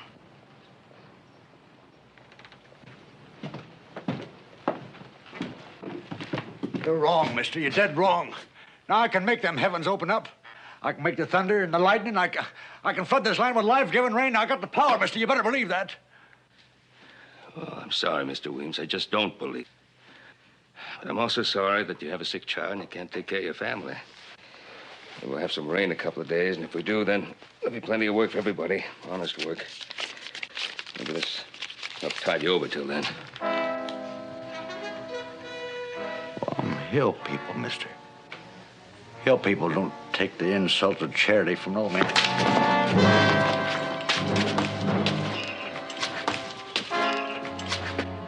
Mister, we don't allow no gunplay in this town. I wasn't really gonna shoot. Old devil got a hold of me for sure. I wasn't gonna shoot. You're gonna come down to that jail and cool off now. Come on. Roy, what's the point? Man has a family to take care of. His family's going to be a sight better off with him in jail. He ain't got a dime. You heard him say so yourself. And in this case, the town will pay for good food and a place for them to sleep until I decide to let him out of jail. Well, they're mountain folks, too, Ma and the kids. They don't take charity either here. No, we'll see about that. Come on.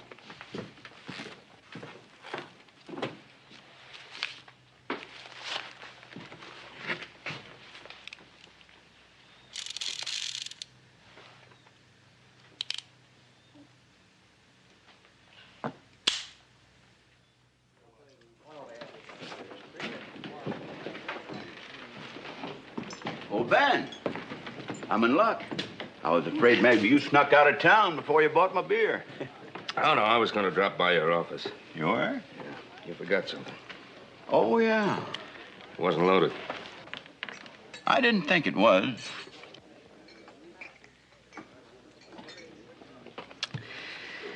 You know, Roy, I always thought you were kind of a soft-hearted old coot. Well, what have I done now?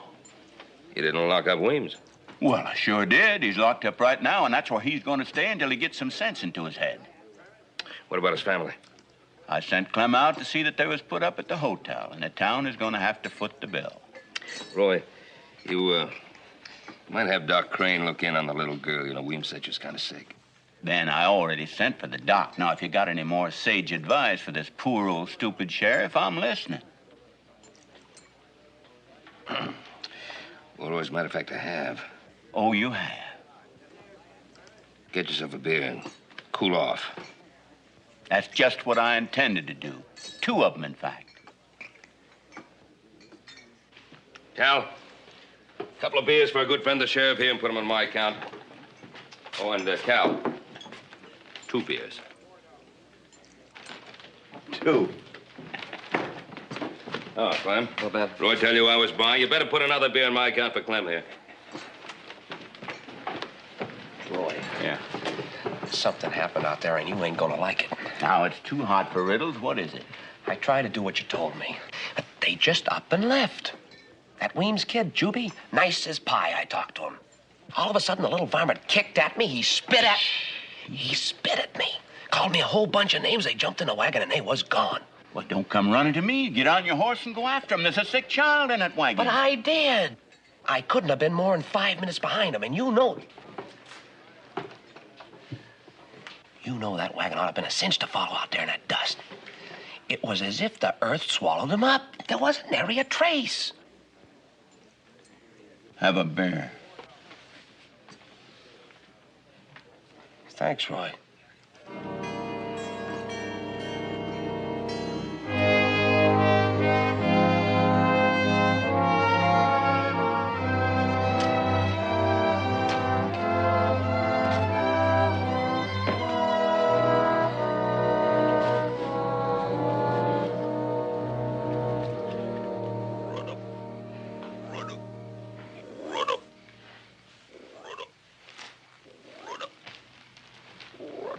Just hold it a minute, old man. Old Hoss is going to help you. Here you go. Enjoy it while you can. There may not be none tomorrow night. That tub were any bigger, I might climb in there with him. Hi, Paul. Couldn't sleep either, huh? The way that thing's croaking, there's no use trying.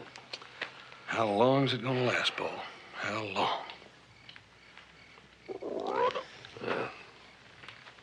You aren't asking, Hoss. You're just hoping like the rest of us. Yeah, I am.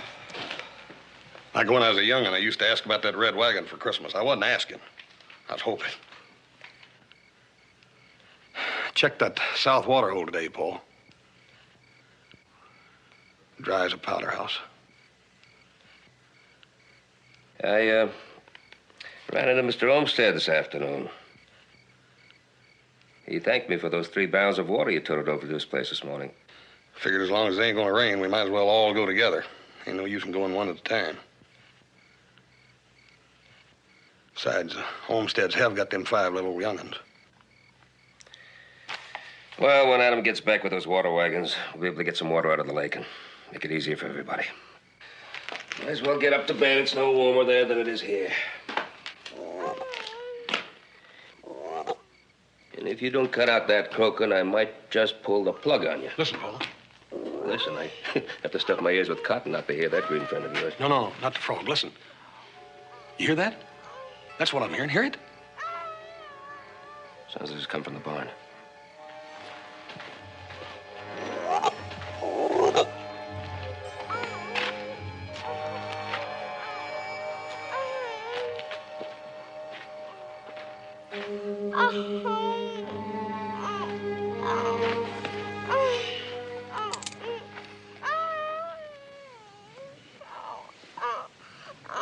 You're Juby Weems.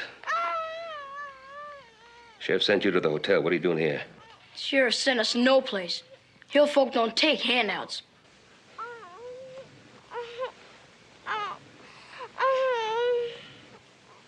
This is my barn. Isn't that a handout? Ain't no such thing. You owes us something, mister. I figure you owes us a place to stay until Pa can get us. Now, wait a minute, little fellow. Boss, I'm not going to argue as to what I owe you, son. But the barn is no place for your sister and your mother. And we got plenty of room in the house with soft beds and good food. No, that'd be charity. Now, son, your sister needs a doctor. I won't have no flatland doctor pawing over Mary Beth with his dirty fingers. And you get. You stick your nose in here again and I'll blow it off. You hear?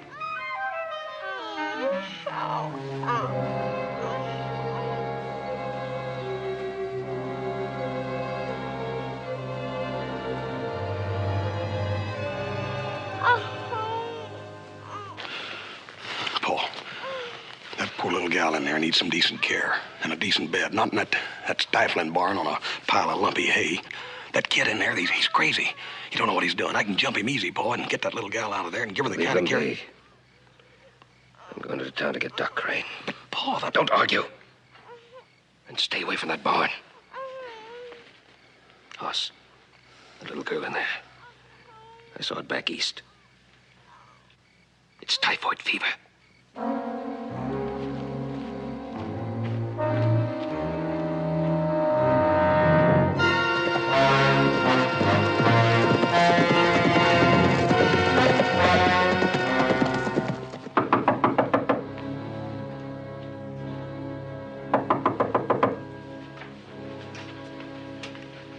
Who is it? It's Ben Cartwright. I've got to see Dr. Crane. I'm sorry to have disturbed you at this time of night, Mrs. Crane. My husband isn't here, Ben. He left this morning for Perrysville. There was a mine accident. Oh, no. Well, I'm sorry, but he was needed. It's not one of your boys. Oh, no. It's a little girl. I think she's got typhoid fever. Typhoid? Well, I'm sorry to have disturbed you. Thank you. Good night.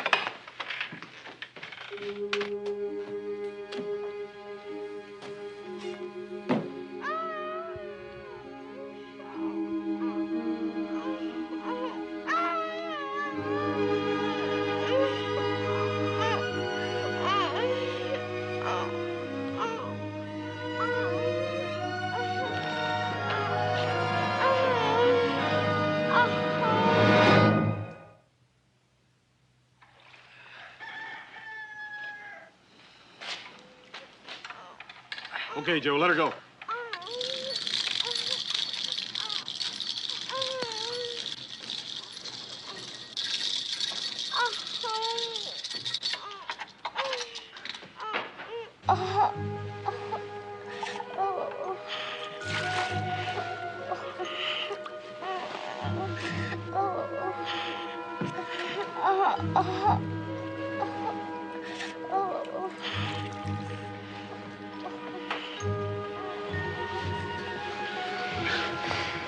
No, sweetheart.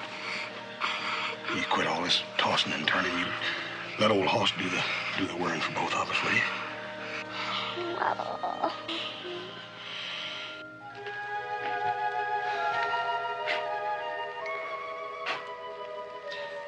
Ma'am, there's no purpose served in you sitting out here.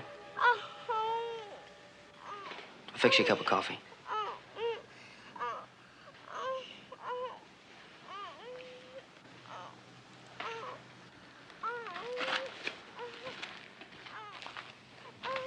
How about you, boys? Something to eat, maybe? Say, bacon, eggs, toast, and coffee. I ain't hungry here. And even if I was starving, I'm hill people, and we don't take handouts. Of course, that all depends on how you look at it. I think there's a big difference between a handout and a helping hand. One may be charity, but the other one's friendship. Friend, that big hulk you call into the barn and steals my sister. Come on now, boy. You make it sound like the worst bunch of low-living varmints that ever crawled. Look, you got to admit your sister's a lot better off upstairs in that bed than she was sleeping out in the barn on a stack of hay. Ma was taking care of her fine. Was your ma getting her fever down like horses? I hates the thought of that big ox up there. Him and his big clumsy hands, prodding it up, pulling over... Big maybe, but not clumsy. Sure, I've seen him bend a horseshoe with those hands. But I've also seen him pick up a hummingbird just as gentle as a feather. I got half a mind to go up there and take my sister away from him. Why don't you just rest easy for a while? If anybody can pull your sister through, it's that big ox who's up there right now.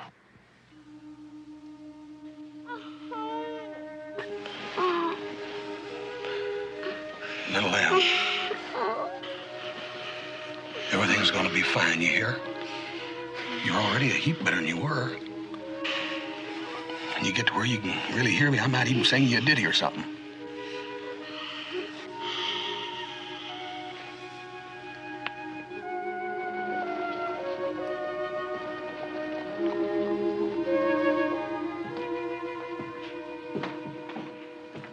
Morning, Ben. Say, you're an early bird. Gonna be another hot one. Listen, Roy. I gotta talk to you, prisoner. I want you to hear what I have to say. Well, all right, man. Come on. Wing? Wing. Cartwright here wants to talk to you. I said it yesterday, mister. You got a glib tongue. You know the words that can cut up a man's life. What words you gonna slice me with today? I came here to tell you something about your little girl. You got something to tell me, you spit it out. Well, last night, I found out that Mary Beth is... Well, she's sicker than even you think. There's no use beating about the bush. She has typhoid fever. Typhoid fever? Ben, this is really bad news. Yeah. Typhoid, what's that? What's this typhoid? Mary Beth's gonna be all right, isn't she? Typhoid is a very serious disease, even in a strong man, to say nothing of a little girl like yours. You gotta let me out of here, Sheriff. Mary Beth needs me. Now, easy now. See, she's at the Ponderosa. I'm afraid you won't be able to see her, though. You're talking nonsense. If she's there, I'm going to see her. Well, you don't understand. See, my son has...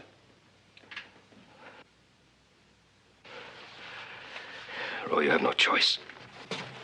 All right, Wayne. Get your belongings. Ben, let me get this straight. You're telling me that your boy Hoss locked himself up in his room with that little girl and he ain't about to come out until she makes a turn for the better? Yeah, he sort of beat me to it. Somebody had to do something to help Mary Beth, and well, Hoss just up and did it. Well, does he know that she's got the typhoid? That's why he's got the door locked. Won't let anyone in. Well, ain't he scared? Well, sure he's scared. So am I. You mean this Hoss, this boy of yours, might catch typhoid fever from my little girl? He might. Doctors don't rightly know how it spreads. And he's still bent on sticking with her? Trying to save her? Yeah.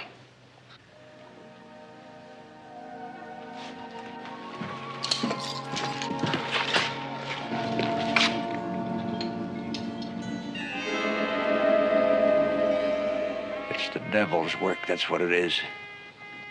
They took away the water and he's brought the hot blast of vengeance to this blighted land. Yeah, that's what that fever is. Fever that's twisting and torturing her. It's the curse of Satan.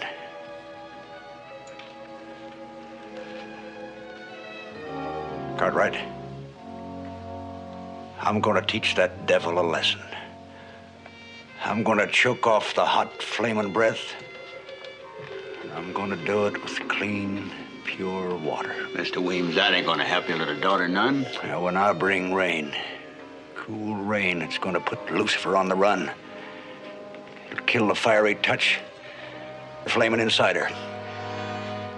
What'd be the nearest hill with a fair to middling bulge in it? Well, I'd say that Connell's Hill, wouldn't you? About 3 miles south of here? Yeah, that'd be about right. I'll get my wagon. Roy, why don't you take Tulsa right onto Canals Hill, and I'll fetch his wagon for him. Yeah, that's better. I can get working faster. Yeah. Listen, keep him away from my house, will you? There's nothing he can do there anyway, and just might mean more trouble. Who knows, though? He might be able to bring rain. He thinks he can. Well, yeah, he might be. This way, at least. He'll be out of the way, and he'll be doing something, and might make him feel as if he's helping. All right, Ben.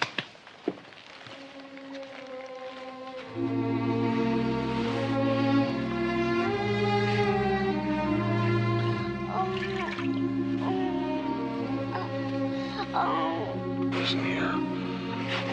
Little one, you're gonna be all right, you hear? You just listen to old Hoss.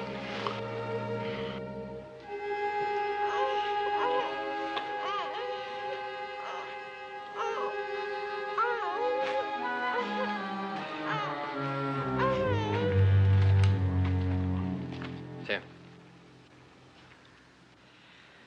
Now, look, boy, if you don't eat, you're gonna collapse from hunger. And you're not gonna be able to keep an eye on us low-life Cartwrights. Look, it's not charity. You're gonna work after you eat. So you don't think us Cartwrights are gonna give anything away, do you? Well, maybe you're pulling something, and maybe you ain't. But you made a deal, and I'm calling you. You set that there grub on the ground and back off. Mm-hmm.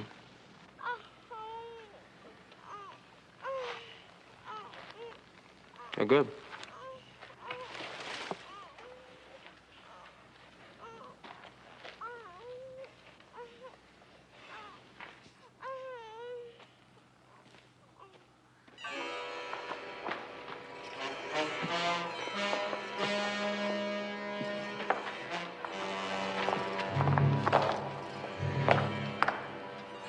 Glad to give you a hand. Oh, I gotta do it.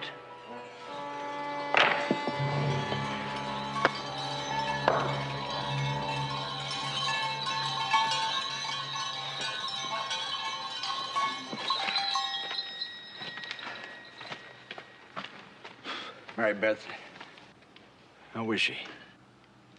Yeah, well, she's doing as well as can be expected. Where's Juby? Didn't come to watch his paw?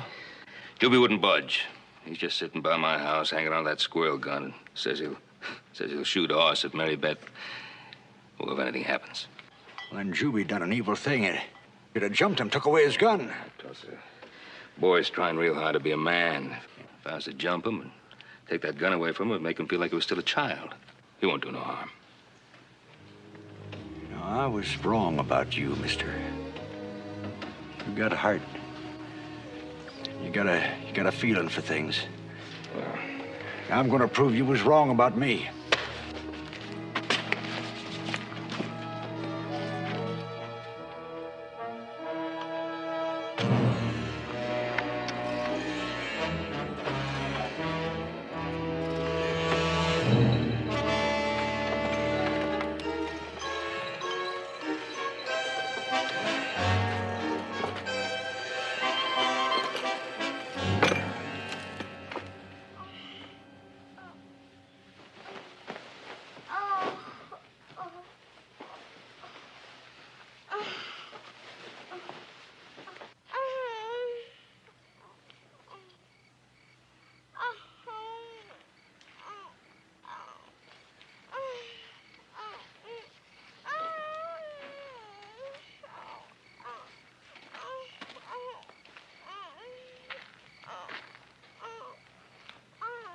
Juby!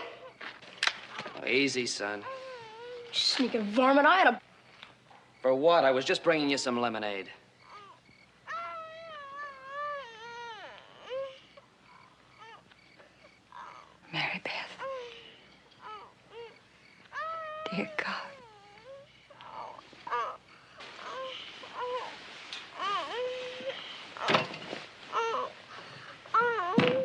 Hey, Joe. Joe, send me up another bucket. Mary Beth's feeling real bad. Right.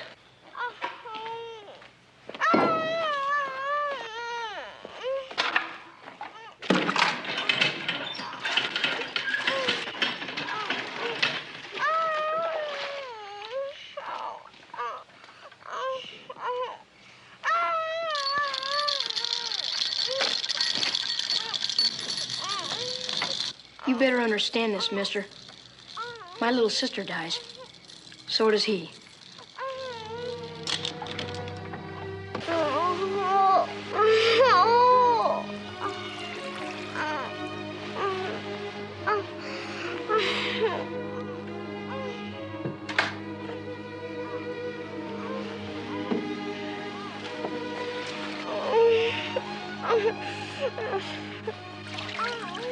Sweetie, everything's gonna be all right. You wait and see.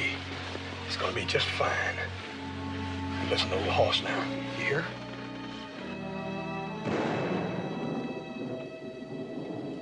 You know what that is? That's thunder. You know what thunder means? It means it's gonna rain. Maybe the rain will cool the temperature down. Take some of the fever out of that poor little old body of yours.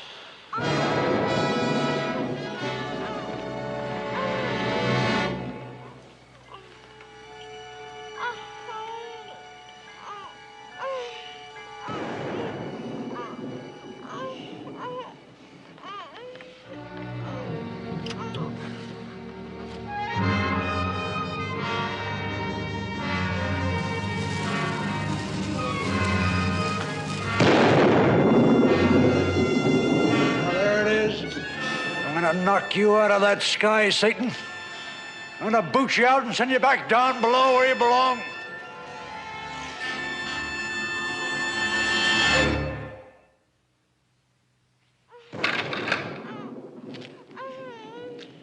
Hey, did I just hear thunder? That ain't thunder, that's cannon fire. Cannon what? He's a-doing it, Ma. Pa's up there in the hills kicking the devil out of the sky, whomping up a rainstorm.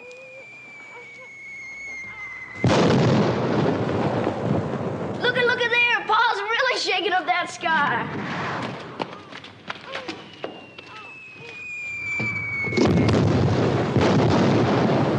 Well, I admit it makes a lot of noise and it looks right pretty, but you don't think all that commotion's really gonna bring rain, do you? What do you know about it, mister? Them rockets is made a secret way. Oh.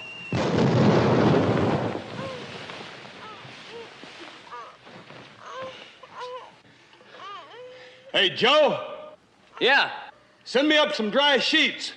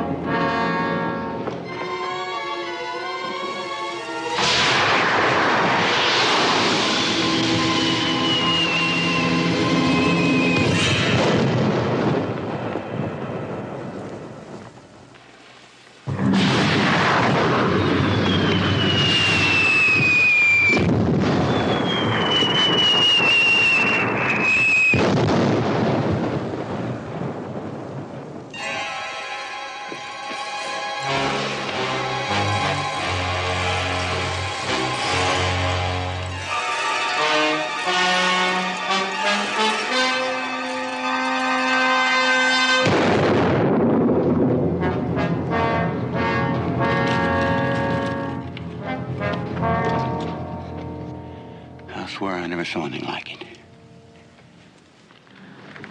He really thinks he can make it rain.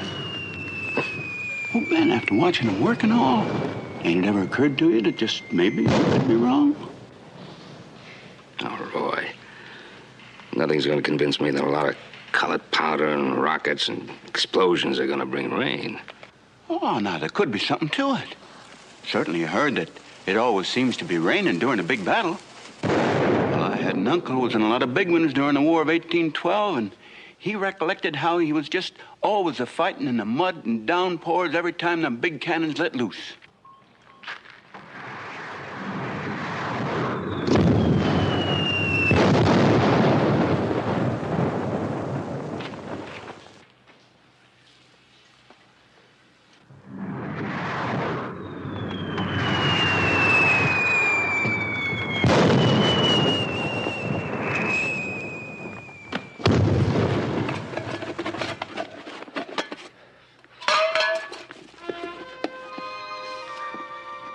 More powder.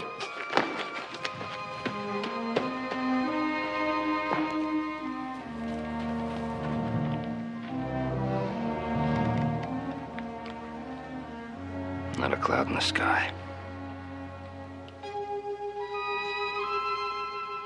No, but Ben, give him a chance.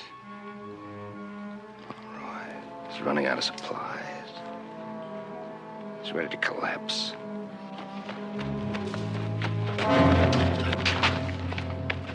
That'll do it. Fire the cannon.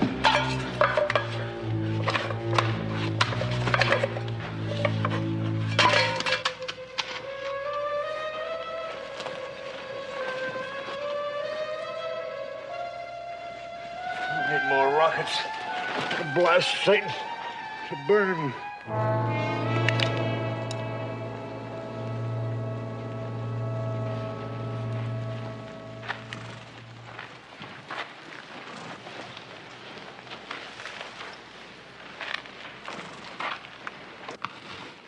Didn't have the power when I needed it most, Mr. Cartwright.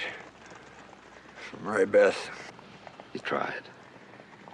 All a man can do is try. I failed. There ain't a speck of a cloud. Oh, Lucifer's laughing and grinning at me for sure. I done fought him. I lost.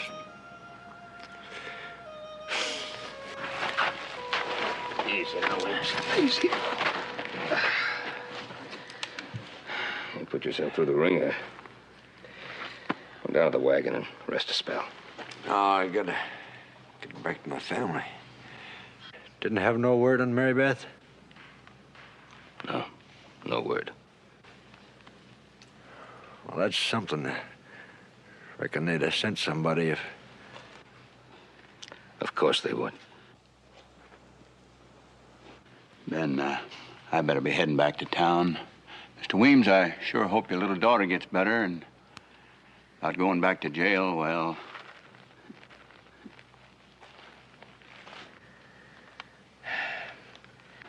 Well, go on, Williams. Ponderosa's just over the next hill. You can pick up your cannon and things in the morning. I'll leave him here. Satan owns him. Won him fair and square.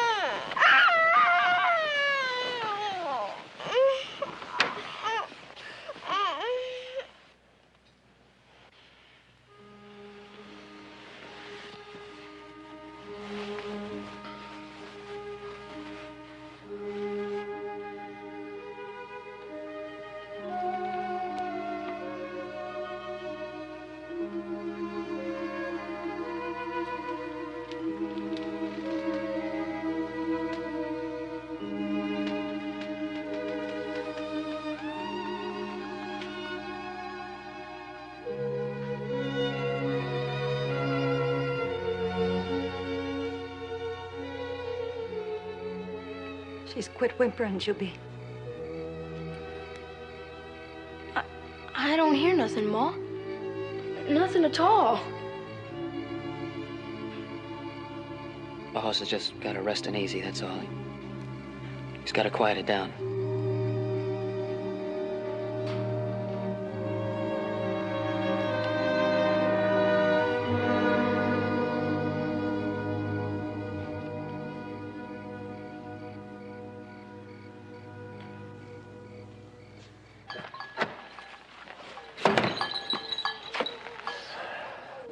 Furnace of Satan has cursed this land. This fever flame's got a hold of my Mary Beth. I tried to beat him off. I was too puny. Now look, Tulsa. We're in the middle of a drought. But it's going to rain again. It's nature's way, Tulsa. It's not the hand of the devil. It's the devil's work, I tell you. You must need this devil of yours real bad, Tulsa. Real bad. What is he? Someone you blame for your troubles and failures? Is he your easy way out for you? There you go, using words against me. Words are a potent power, my friend, if you know how to use them properly. Well, if the devil can't hear the roar of cannon, he sure can't hear your jabbering. I aim my voice in a different direction. An ear which can hear the softest whisper, if it's spoken sincerely. I don't ask nobody to fight my battles. I do my own fighting toe to toe, tooth and nail. You got pride. Yes, sir. Real fierce mountain pride. Why, even to help Mary Beth, you wouldn't ask for help. I gotta go back to what I said yesterday. You are just plain mean and spiteful. You want to see me on my knees like some whip puppet groveling and begging? It'd make you laugh, wouldn't it, to see a mountain man praying? Yeah. Yeah, I guess it would make me laugh. Loud and long. Why, I can't imagine anything funnier than to see a real fierce, proud mountain man praying to the Lord to help save his sick child.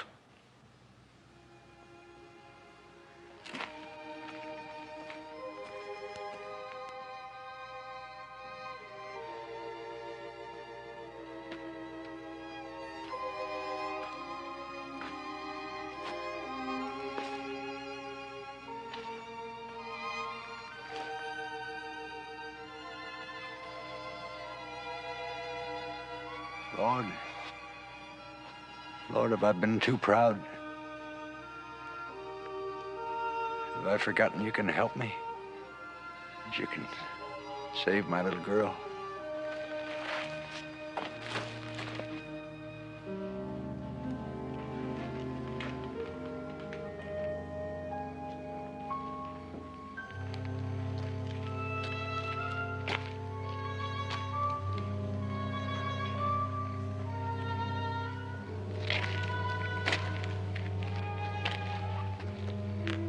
Mama, we'd best go up to that room to Mary Beth.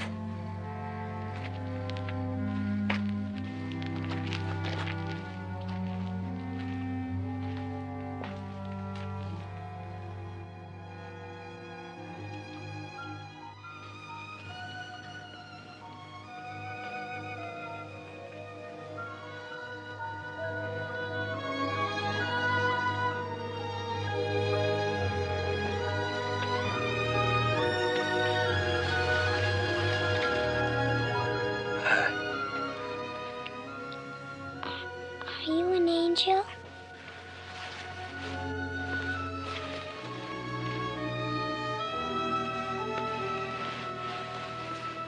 Guess maybe you're not an angel. Angels ain't got whiskers.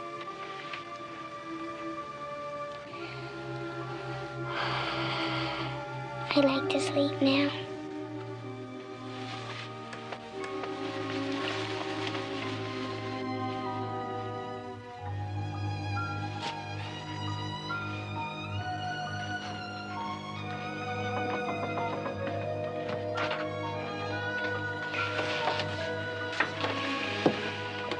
She wants to sleep. She's okay, Ma.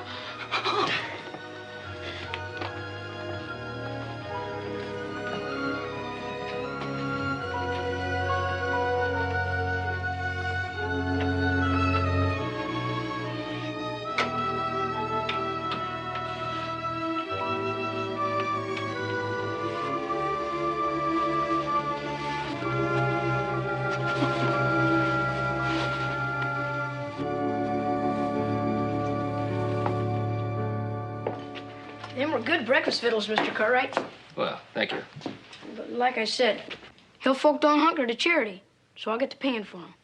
Oh, come on now, son. You're a guest in this house. Now, just a minute. Hold on, Pa. He and I made a deal. All right, now the barn needs a good cleaning. You'll find the tools right inside the door. I'll clean her slicker than a whistle. Joe, I could have sworn that today was your day to clean that. Hoss, you know what? I believe you're right. Yeah, well, since you talked yourself out of that little chore, you can help me with mine. No, that'd be charity, Hoss. Us flatland folk don't go for charity.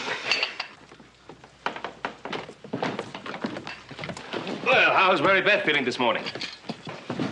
Sleeping right now, but she ate her porridge fine. She even asked for more. Well.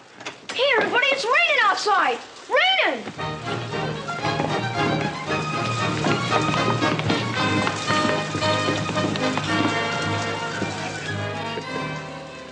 You don't believe in rainmakers, Mr. Cartwright. It's a mite late, but you'll have to admit I finally came through. Oh, I believe in a rainmaker, Tulsa. The rainmaker you talked to last night. The one you prayed to help Mary Beth.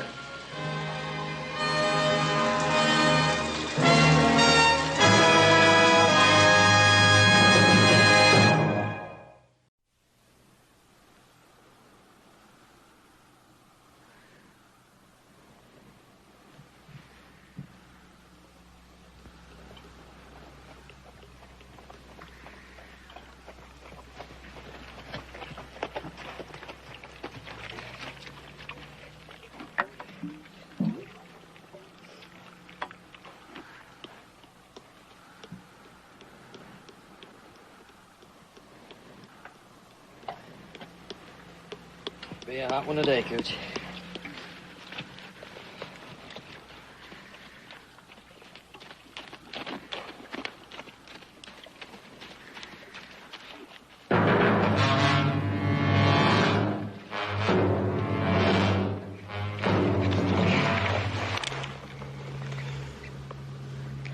Look, I'm just trying to help you, mister. You helped. Now, just take it easy, friend. I lost my horse. And now I'm buying your horse. He's not for sale, mister. Well, you'd better change your mind. I'm paying you a good price for him. Your life.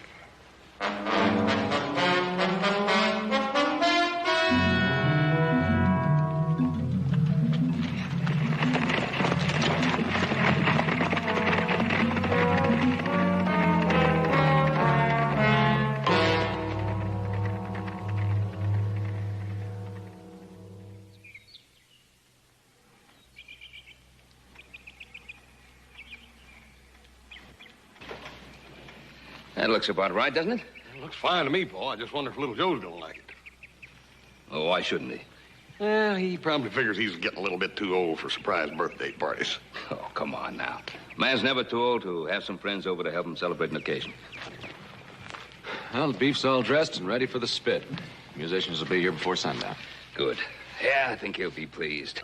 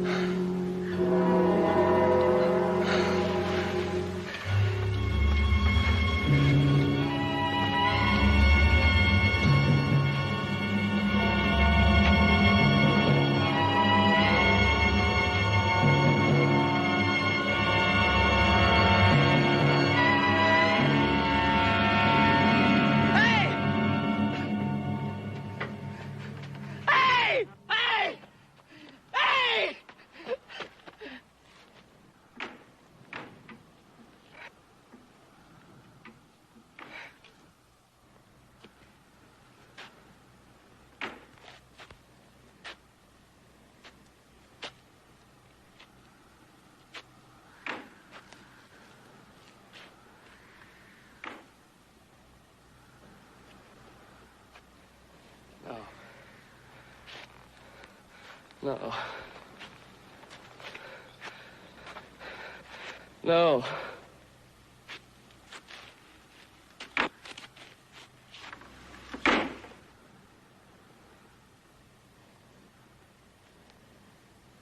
No!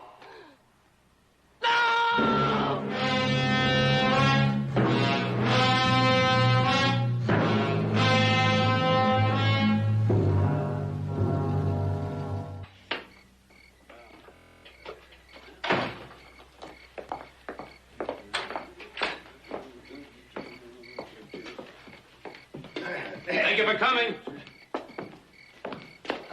Ben, it was a great party. You know, I haven't had so much fun since old Judge Potter married for the 4th time. It was nice having you, Clem. Good night, Ben.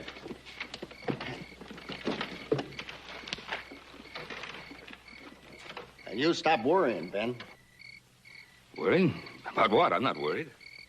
Ben, I've known you for a long time. Little Joe, he'll make it home fine. And it was a real fine party. Thank you. Let's Thank go. you for coming.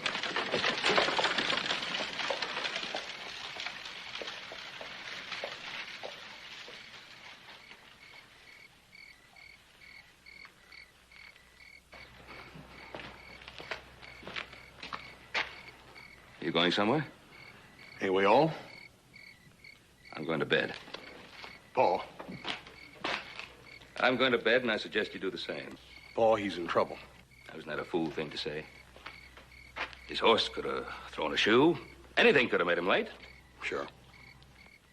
Could have stopped off in a saloon to have a drink. Not tonight. Not with $2,000 in his saddlebags. Now, Joseph is old enough to take care of himself. I'm not going to go out searching for him just because he's a couple of hours late. He's not a child. Besides, what if he was tired and decided to just bed down for the night in the hotel? We'd look kind of foolish going out looking for him, wouldn't we? Mm-hmm. We'd all feel a lot better, though, wouldn't we? I am not worried.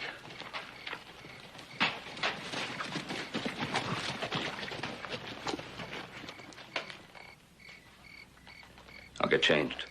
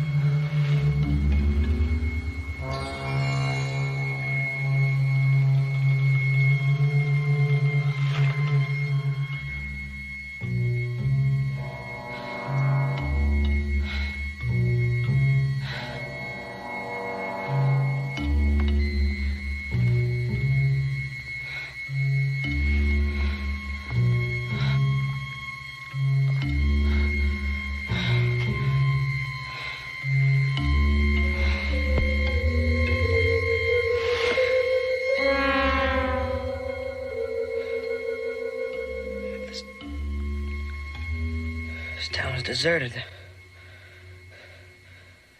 was nothing. You rest for a while. I don't understand. There was nothing. There was nothing when I came here. Please, Mr. Cartwright. You know me? You had some papers in your pocket. Not very ladylike, I'm afraid, but we were curious.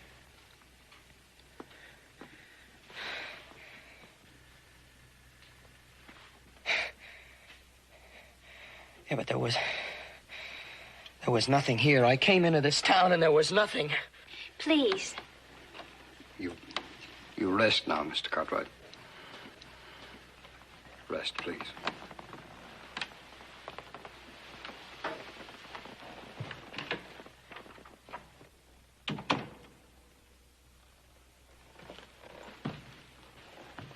He will live. What did you find out about him? Only his name. He's young and he's strong. But he carries a gun. A lot of men carry guns. They're not all willing to use them. I think this boy will. And if he won't? We've got to try. We've waited so long for someone.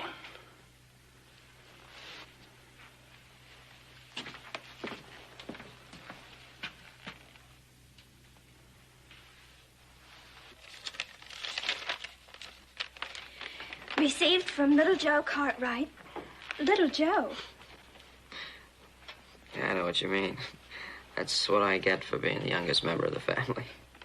200 head of cattle, $10 a head, $2,000. That's a lot of money. It was a lot of money. I don't have it anymore. But I'll get it back.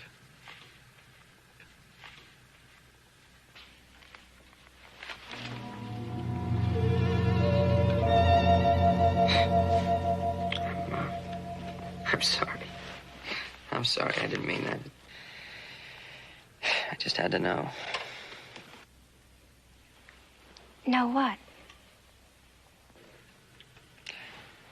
About you. The man that just left the room. That's my father. About this whole town. Martinville. Martinville. Yesterday it wasn't Martinville. Yesterday it... You had a head wound, and you'd been in the sun a long time without water. The sun does funny things to a man. It does strange things, but yesterday this town was nothing. A ghost You town. It was rest now. deserted.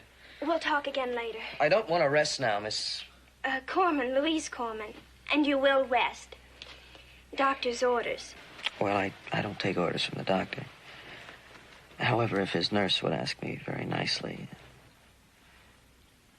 She already has.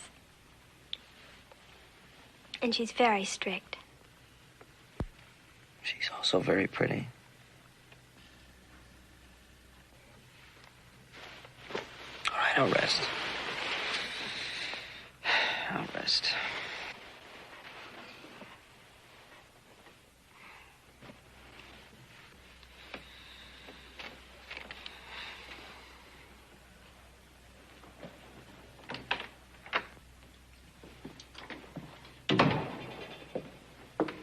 How is he? Curious, asking questions. And you told him? Exactly what you wanted me to tell him, nothing.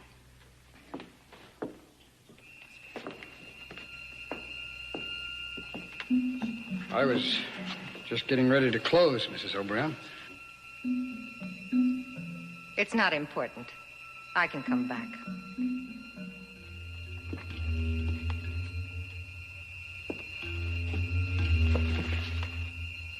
Not bad. It would make a lovely dress, don't you think? Well, not for mourning, of course. Not for a widow. But for a fiesta, yes.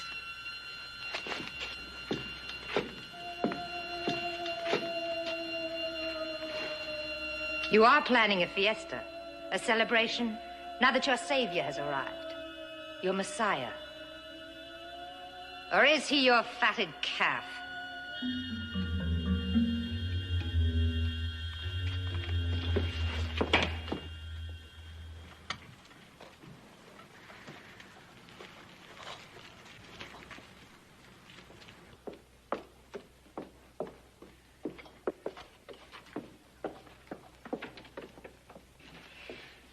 Well, I'm gonna take another chance. Raise you 10,000. I'll just call you. High stakes today. Yeah, it would be if toothpicks were money. It was more fun this way. It makes us all feel important. Well, now, feel important somewhere else. It's lunchtime. Oh, come on, Louise. Really, I can't eat any more today. Now, if the good women of Martinville can take the time to cook... Yeah, I know, Louise. I know that I can take the time to eat it. Are you folks always this way to strangers? Well, whenever we can help someone. I know, but everybody in this town stopping by to say hello, bringing me gifts. Anything wrong with that? No, there's nothing wrong with it. It just means you've got a real swell town here. You gotta be very proud of it. Hey, wait a minute, where are you going? The fella's left me $20,000 in the hole. Well, here. This makes us all about even. We'll start again after lunch. Okay, got a deal. I think the patient can sit up for a little while longer. All right. Chicken soup, Mrs. Allison. Potato soup, Mrs. O'Leary. Beef broth, Mrs. Turner. Irish stew, and beef stew. Where do you want to start? That's a good question. Eloise, who's that? We were talking about chicken soup. What's going on here in Martinville? A minute ago, you thought it was the most wonderful town in the world. Look, that's not the point. Look, the day I came here... You were ill. We've gone all over that. Yeah, we haven't come up with any answers. You, your father, the people of this town. Where was everyone that day? We were at a funeral. We were burying our sheriff.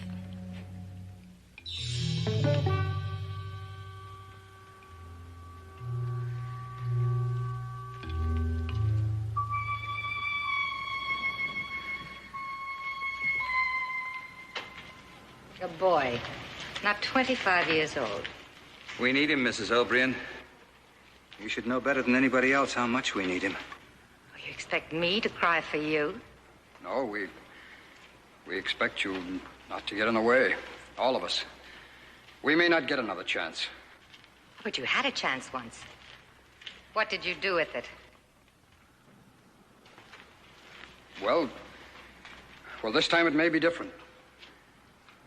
We hope you won't get in the way.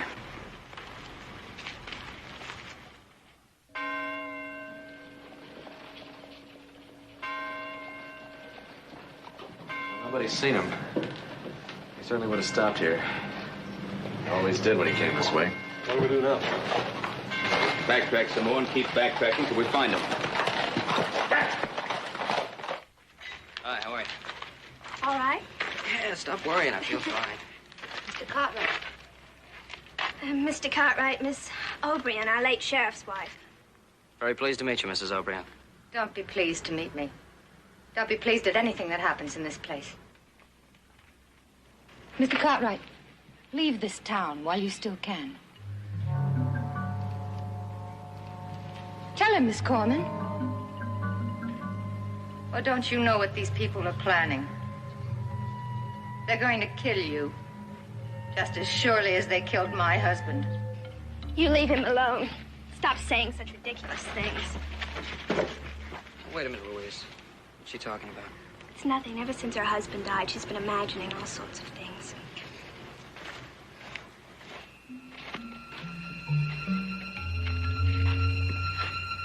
You poor fool. You poor misguided fool. Black and white Pinto, huh? That's right. He was here, just like you described. And? He rode out of here yesterday morning. Said he was headed for the cantina up by Dry Bluffs. Well, he never got there. Well, it's not my fault. Somewhere between here and Dry Bluffs.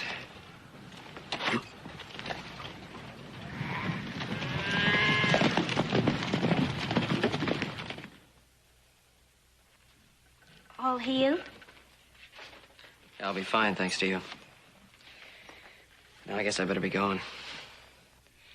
Why so soon? Something I have to do. Find that money you lost? It was trusted to me, and I let it be taken away. I've got to try to find him. I don't know how, but I'm going to have to try. Goodbye.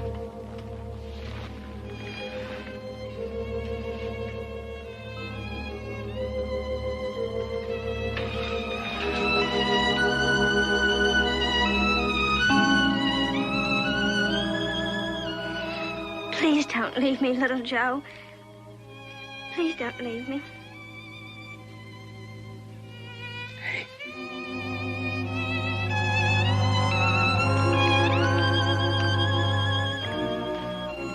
I'll be back.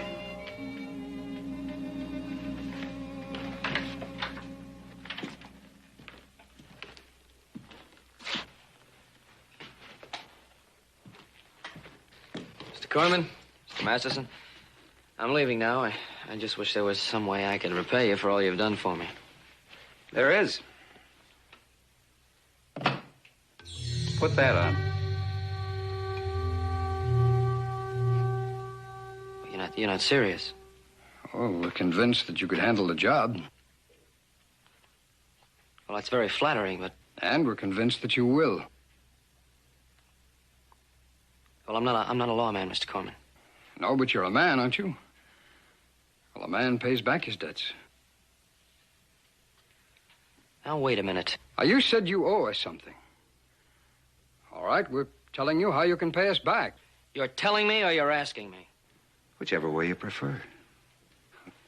We're offering you a job. It's as simple as that. Is it? Is it that simple? Then why don't you start by telling me what happened to your last sheriff? Why have I been warned to get out of this town? We thought you liked the people of Martinville. We thought you might want to help us. Help with what? Now, why doesn't somebody tell me what's going on in this town?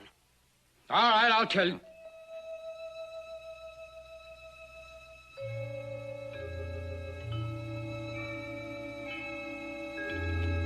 And I'm sorry. Will you lend me a horse?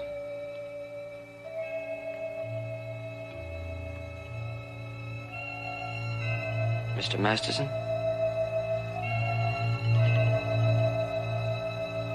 Will you sell me a horse?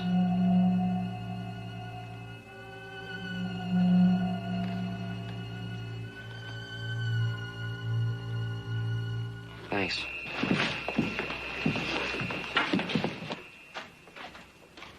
Need a horse. Anybody here got a horse they want to sell? You'll get no horse from anyone in this town, Cartwright.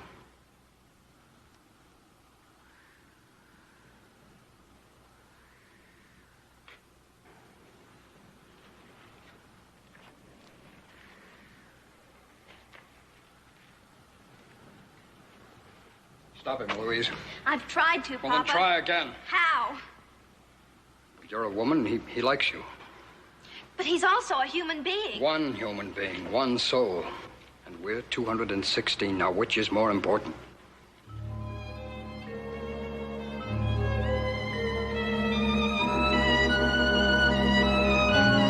Little Joe! Little Joe, wait! Little Joe?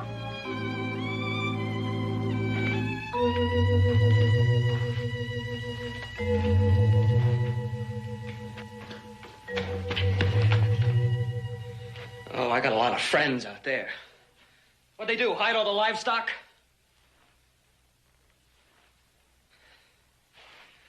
All right, I walked into this town. I was in a lot worse shape. I can walk out. We're all prisoners in this town, Little Joe. Can't you see that? What do you mean?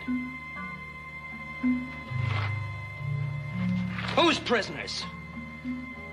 His name is Felix Matthews. He drove off our livestock and he killed our sheriff.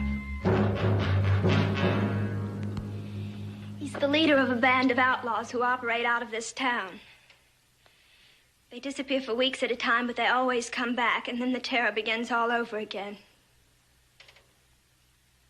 But why don't they stop them? We can't stop them. Once we might have, but it was profitable not to. They spent money here, and they let us alone. But then slowly, they became stronger and stronger, and we became weaker. And suddenly Martinville was their town.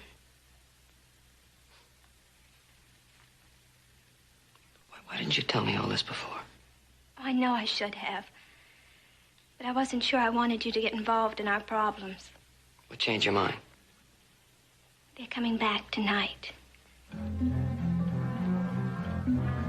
They'll have their pockets full of money and the smell of blood in their nostrils. And do you think whiskey and food is all they want? Felix Matthews likes me. I managed to keep him away so far. But a girl gets tired, Little Joe. It's a long losing battle. You mean that your father and the rest of this town is going to let something like that happen? They want to stop them, Little Joe, but they're afraid. They need help. And you're the only one who can help them.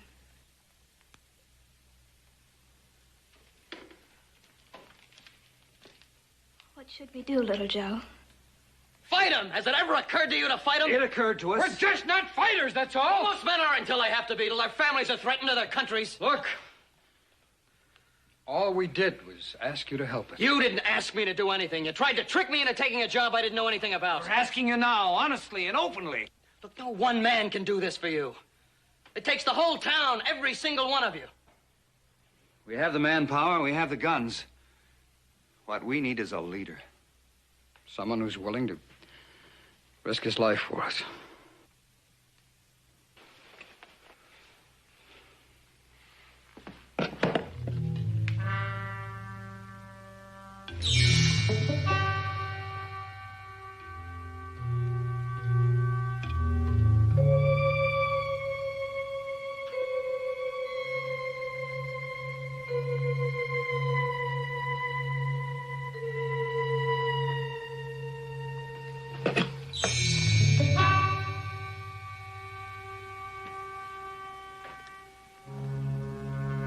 Let's go outside. We got work to do.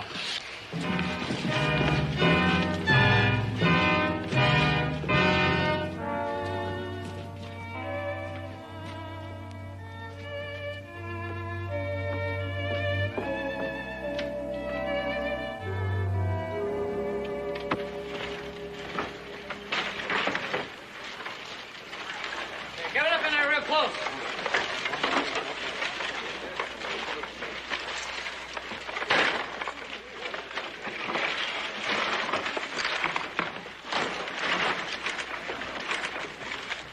It's not going to be nearly high enough, Cartwright. A good horse could easily jump that. Well, that's the idea. We want him to jump it. So on the inside, we're going to fire up that coal oil and they'll be trapped. Hey, Pete, Gene, get that coal oil and start soaking this barricade good. You got the rifles for the roofs and the shotguns for the barricade? I'll have them. All right, I'll go down the other end of the street and check the other barricade. All right.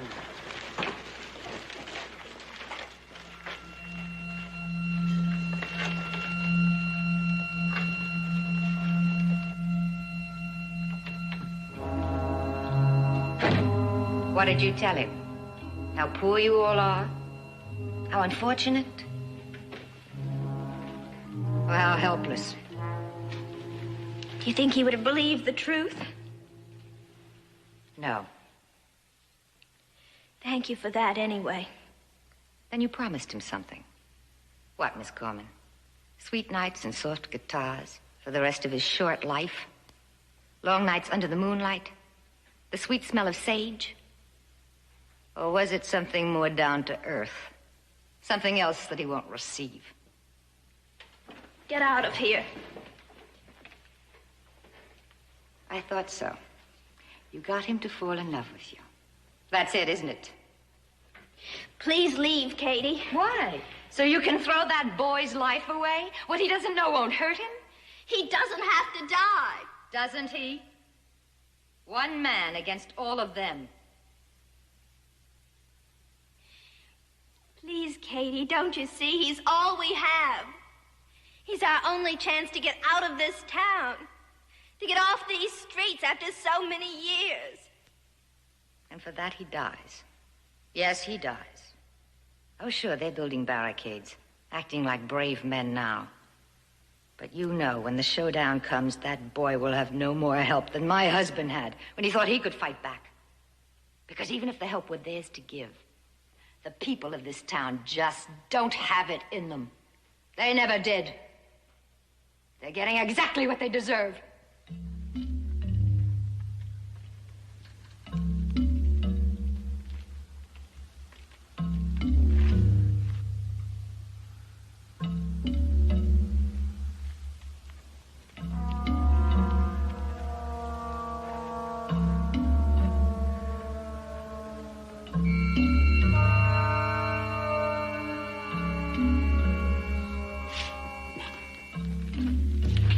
All we can do now is wait.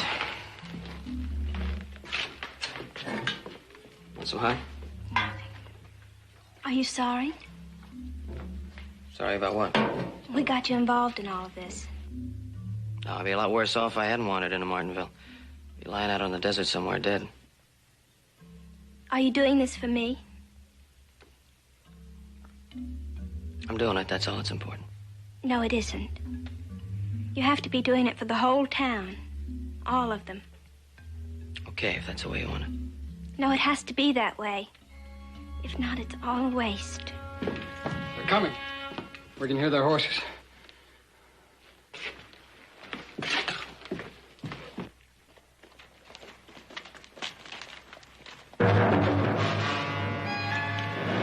All right, that's far enough, Matthews. Well, well, well. What have we here? You know what it is and you know what it's for. Masterson. Corman. Get up there where I can see you. Get up here. Are you playing games again?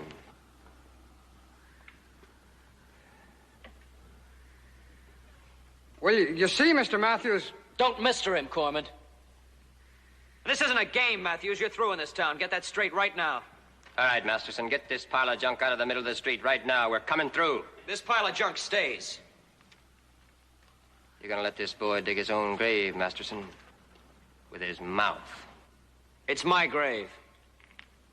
Maybe. There's no maybe about it. Now I'll tell you what I'm going to do. Me and the boys are going to rest up for a spell, and then we'll come down. Maybe it'll be in an hour. Maybe we'll wait till sunup.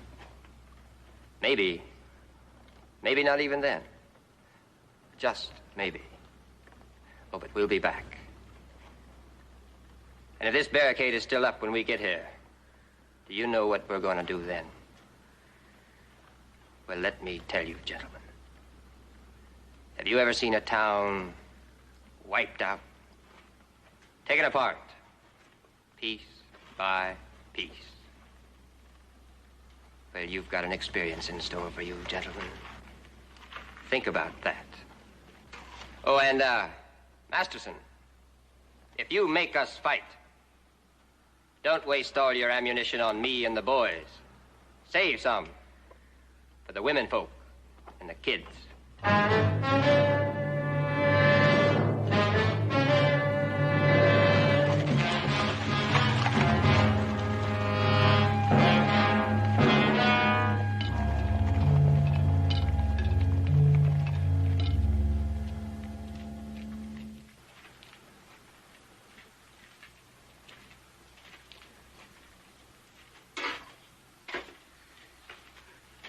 I tried to warn you. It'll work out fine. If you leave now, while you have the chance. You know, you sound like you're trying to protect Felix Matthews. I thought you said he was the man that shot your husband. He pointed the gun. He pulled the trigger, yes. But that's all. You want to know what killed my husband? Cowardice. It was the cowardice of a whole town. Fight them, my husband said. And they were all for it. Build a barricade, he said. And they ran out into the street with their chairs and their mattresses.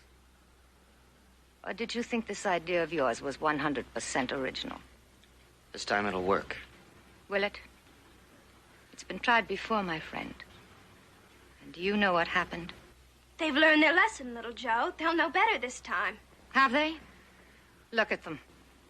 They're beginning to fall apart already. And in a few hours, the barricades will come down again. And when that happens, Felix Matthews will ride in after you. And not one man in this town will lift a finger to stop him.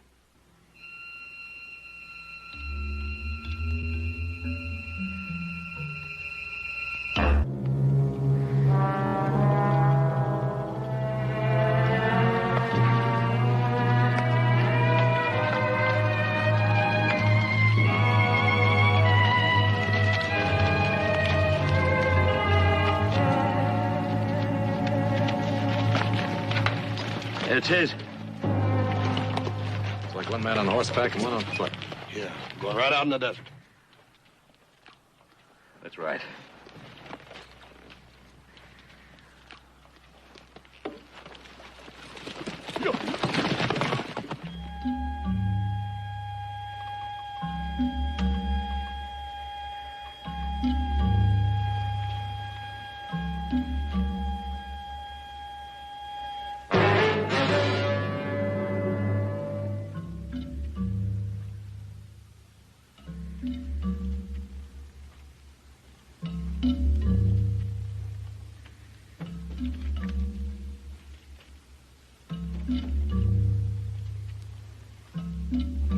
Easy.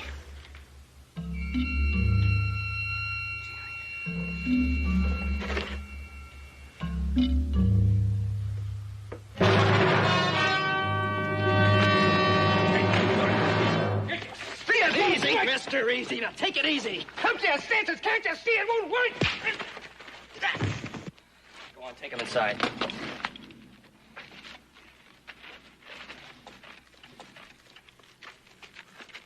He's right. It's no use. We can't win. What do you mean he's right? You're winning, can't you see that? You called his bluff. Matthews can't fight his way into this town. Not now, he can't. But in a few days, a few weeks... How long can we go on living like this? In other words, you want to quit. No, it's not a question of quitting. It's a question of common sense. We gambled. We lost. And you're always going to lose, Masterson. You and men like you. Because you're willing to trade your basic rights for a few stinking pennies. Then when you find out you made a bad deal, you scream you're being victimized. Don't judge us, boy. Why shouldn't I judge you? Because you don't know us. Oh, we thought we could be strong, but... No, Corman, you thought I could be strong for you. Well, I can't, not by myself. So we lose. Again, we lose. And you're gonna take it just like that. I tried to warn you, but you wouldn't listen. I tried to tell you what kind of men they are. It's no good. It just didn't work out.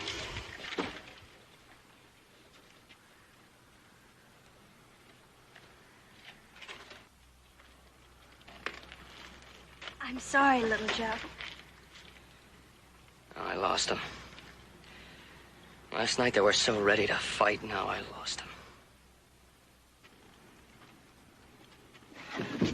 Wait! I told you to wait! You want this barricade down? All right. I helped build it. I'll show you how to tear it down. First thing that goes is your courage. That just gets in the way. Next thing that goes is your manhood. Another thing you don't need. Concern for the safety of your women and children. It's too late for that now. All right, and here's the last thing. This is the last thing, but that's got to go too, doesn't it, gentlemen? This is your self-respect. All right, there it is. There's what's left of you. Nothing. Now Matthews can ride into this town just like he was going to a Sunday meeting. But a breach goes both ways, gentlemen. If a man can ride into it, another one can walk out, and that's just what I'm going to do. I'm going to take this gun, and I'm going to walk through that barricade, and I'm going to walk down that street up to that mesa, and I'm going to kill as many of Matthews' men as I can before they kill me. Now, is there anybody in this town man enough to join me? Well, it's just plain suicide. Maybe not. It's an old cavalry trick, Masterson. When everything seems hopeless, charge. Look, we can do it if you'll just get behind me. Well, they'll put all of us down before we get halfway up that hill. Oh, no, they won't, because it's the last thing they'll expect from you. Look, we can do it. Now, who's with me? I'm with you. I'll go with you if you'll lead us. You know I'll lead you. Can't you see he's right? Can't you see we've got to do it? We must do it. Are you willing to go? Yes. How about the rest of you? The whole go!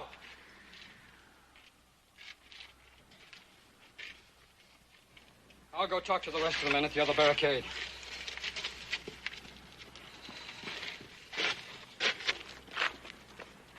Oh, little Joe, please be careful. I don't want you to worry.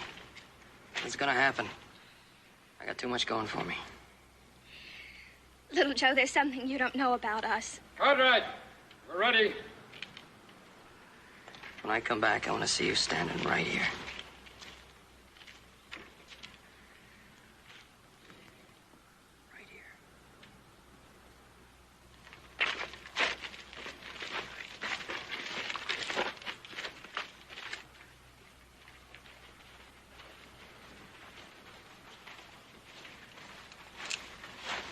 All right, let's get to those rocks as quick as we can and spread out.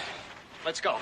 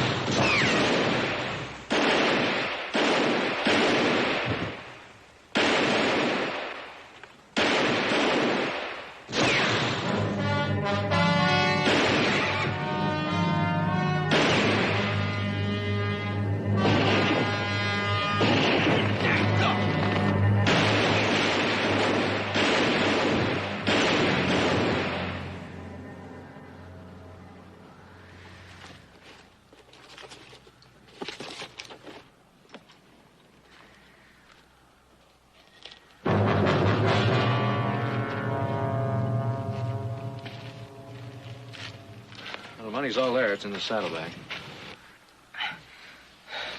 Thanks, Ma.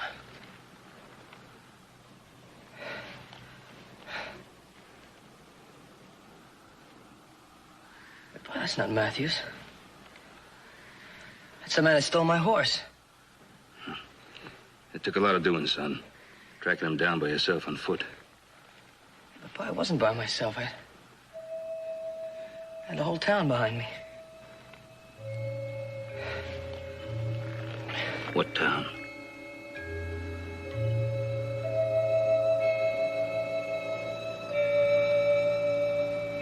Where is everybody? Well, Joe, there's no one here except us.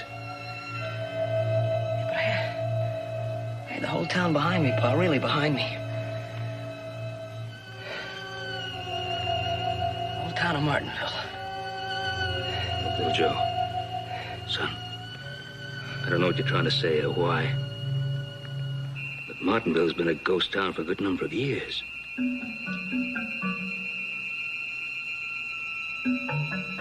What ghost? Yeah?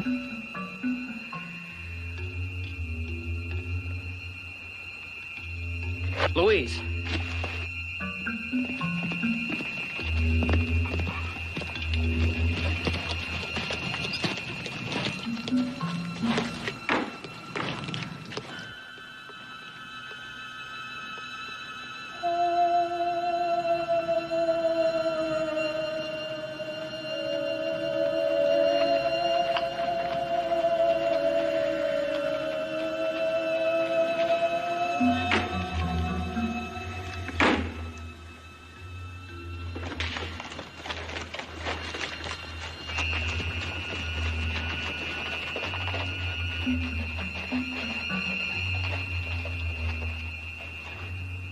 I don't understand. I know there were people in this town.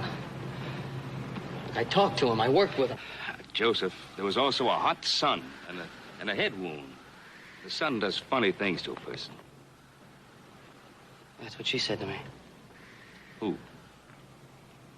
Girl I met here, Louise. Son, Martinville has been a dead town for such a long time. There's even a legend connected with it. Something about a sheriff or something. O'Brien? Well, I don't know what his name was, but the story goes that Martinville turned its back on him and let him get killed. The sheriff's wife, well, she just put a curse on the whole town. Doomed all the people of Martinville to walk the streets of the town for all eternity. Until some fella came along who was foolish enough or maybe brave enough to risk his life for them. Sounds sort of weird. Yeah, well, all legends sound weird or a little funny, depending on how you look at them. I know there were people in this town, Pa. Joe. Let's get on home. We'll talk about it. Pa, wait a minute. That wagon, it wasn't here when I first came into town. Must have been. It wasn't, Pa. It was part of a barricade. I know. I built it. I turned that wagon over myself. Joe, come on home. There's nothing here.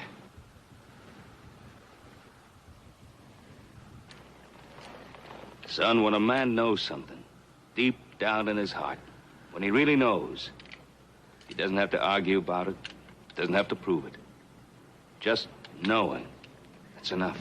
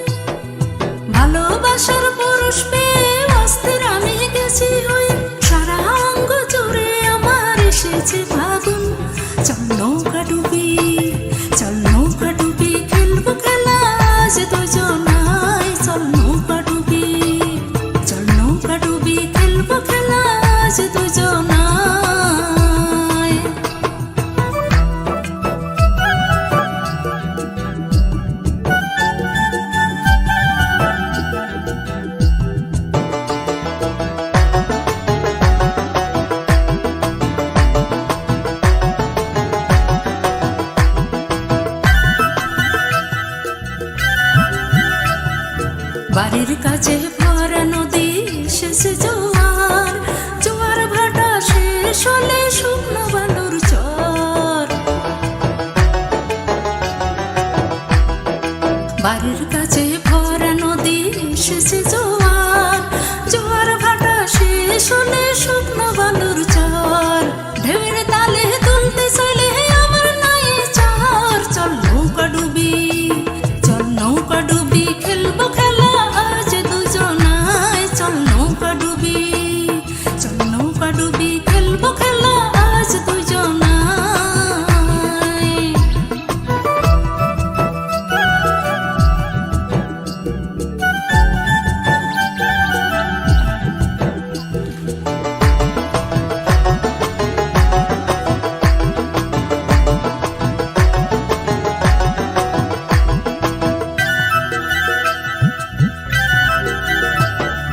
ফাগুন মাসের আগুন জ্বলা ভরা বসন্ত, ঘুমিয়ে থাকা মনটা আমার বড়ই অশান্ত।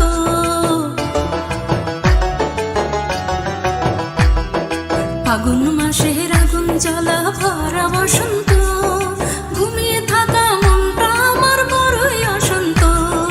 প্রেমের গাঙে সাঁতার কাটলে হাতটা আমার ধর। চল নৌকা ডুবি, চল নৌকা ডুবি, খেলবো খেলা আজ দুজনায়। চল নৌকা ডুবি, চল নৌকা ডুবি, খেলবো খেলা আজ দুজনায়। ভালোবাসার পরশ পেয়ে অস্থির আমি গেছি হয়ে, ভালোবাসার পরশ পেয়ে অস্থির আমি গেছি হয়ে। সারা অঙ্গ জুড়ে আমার এসেছে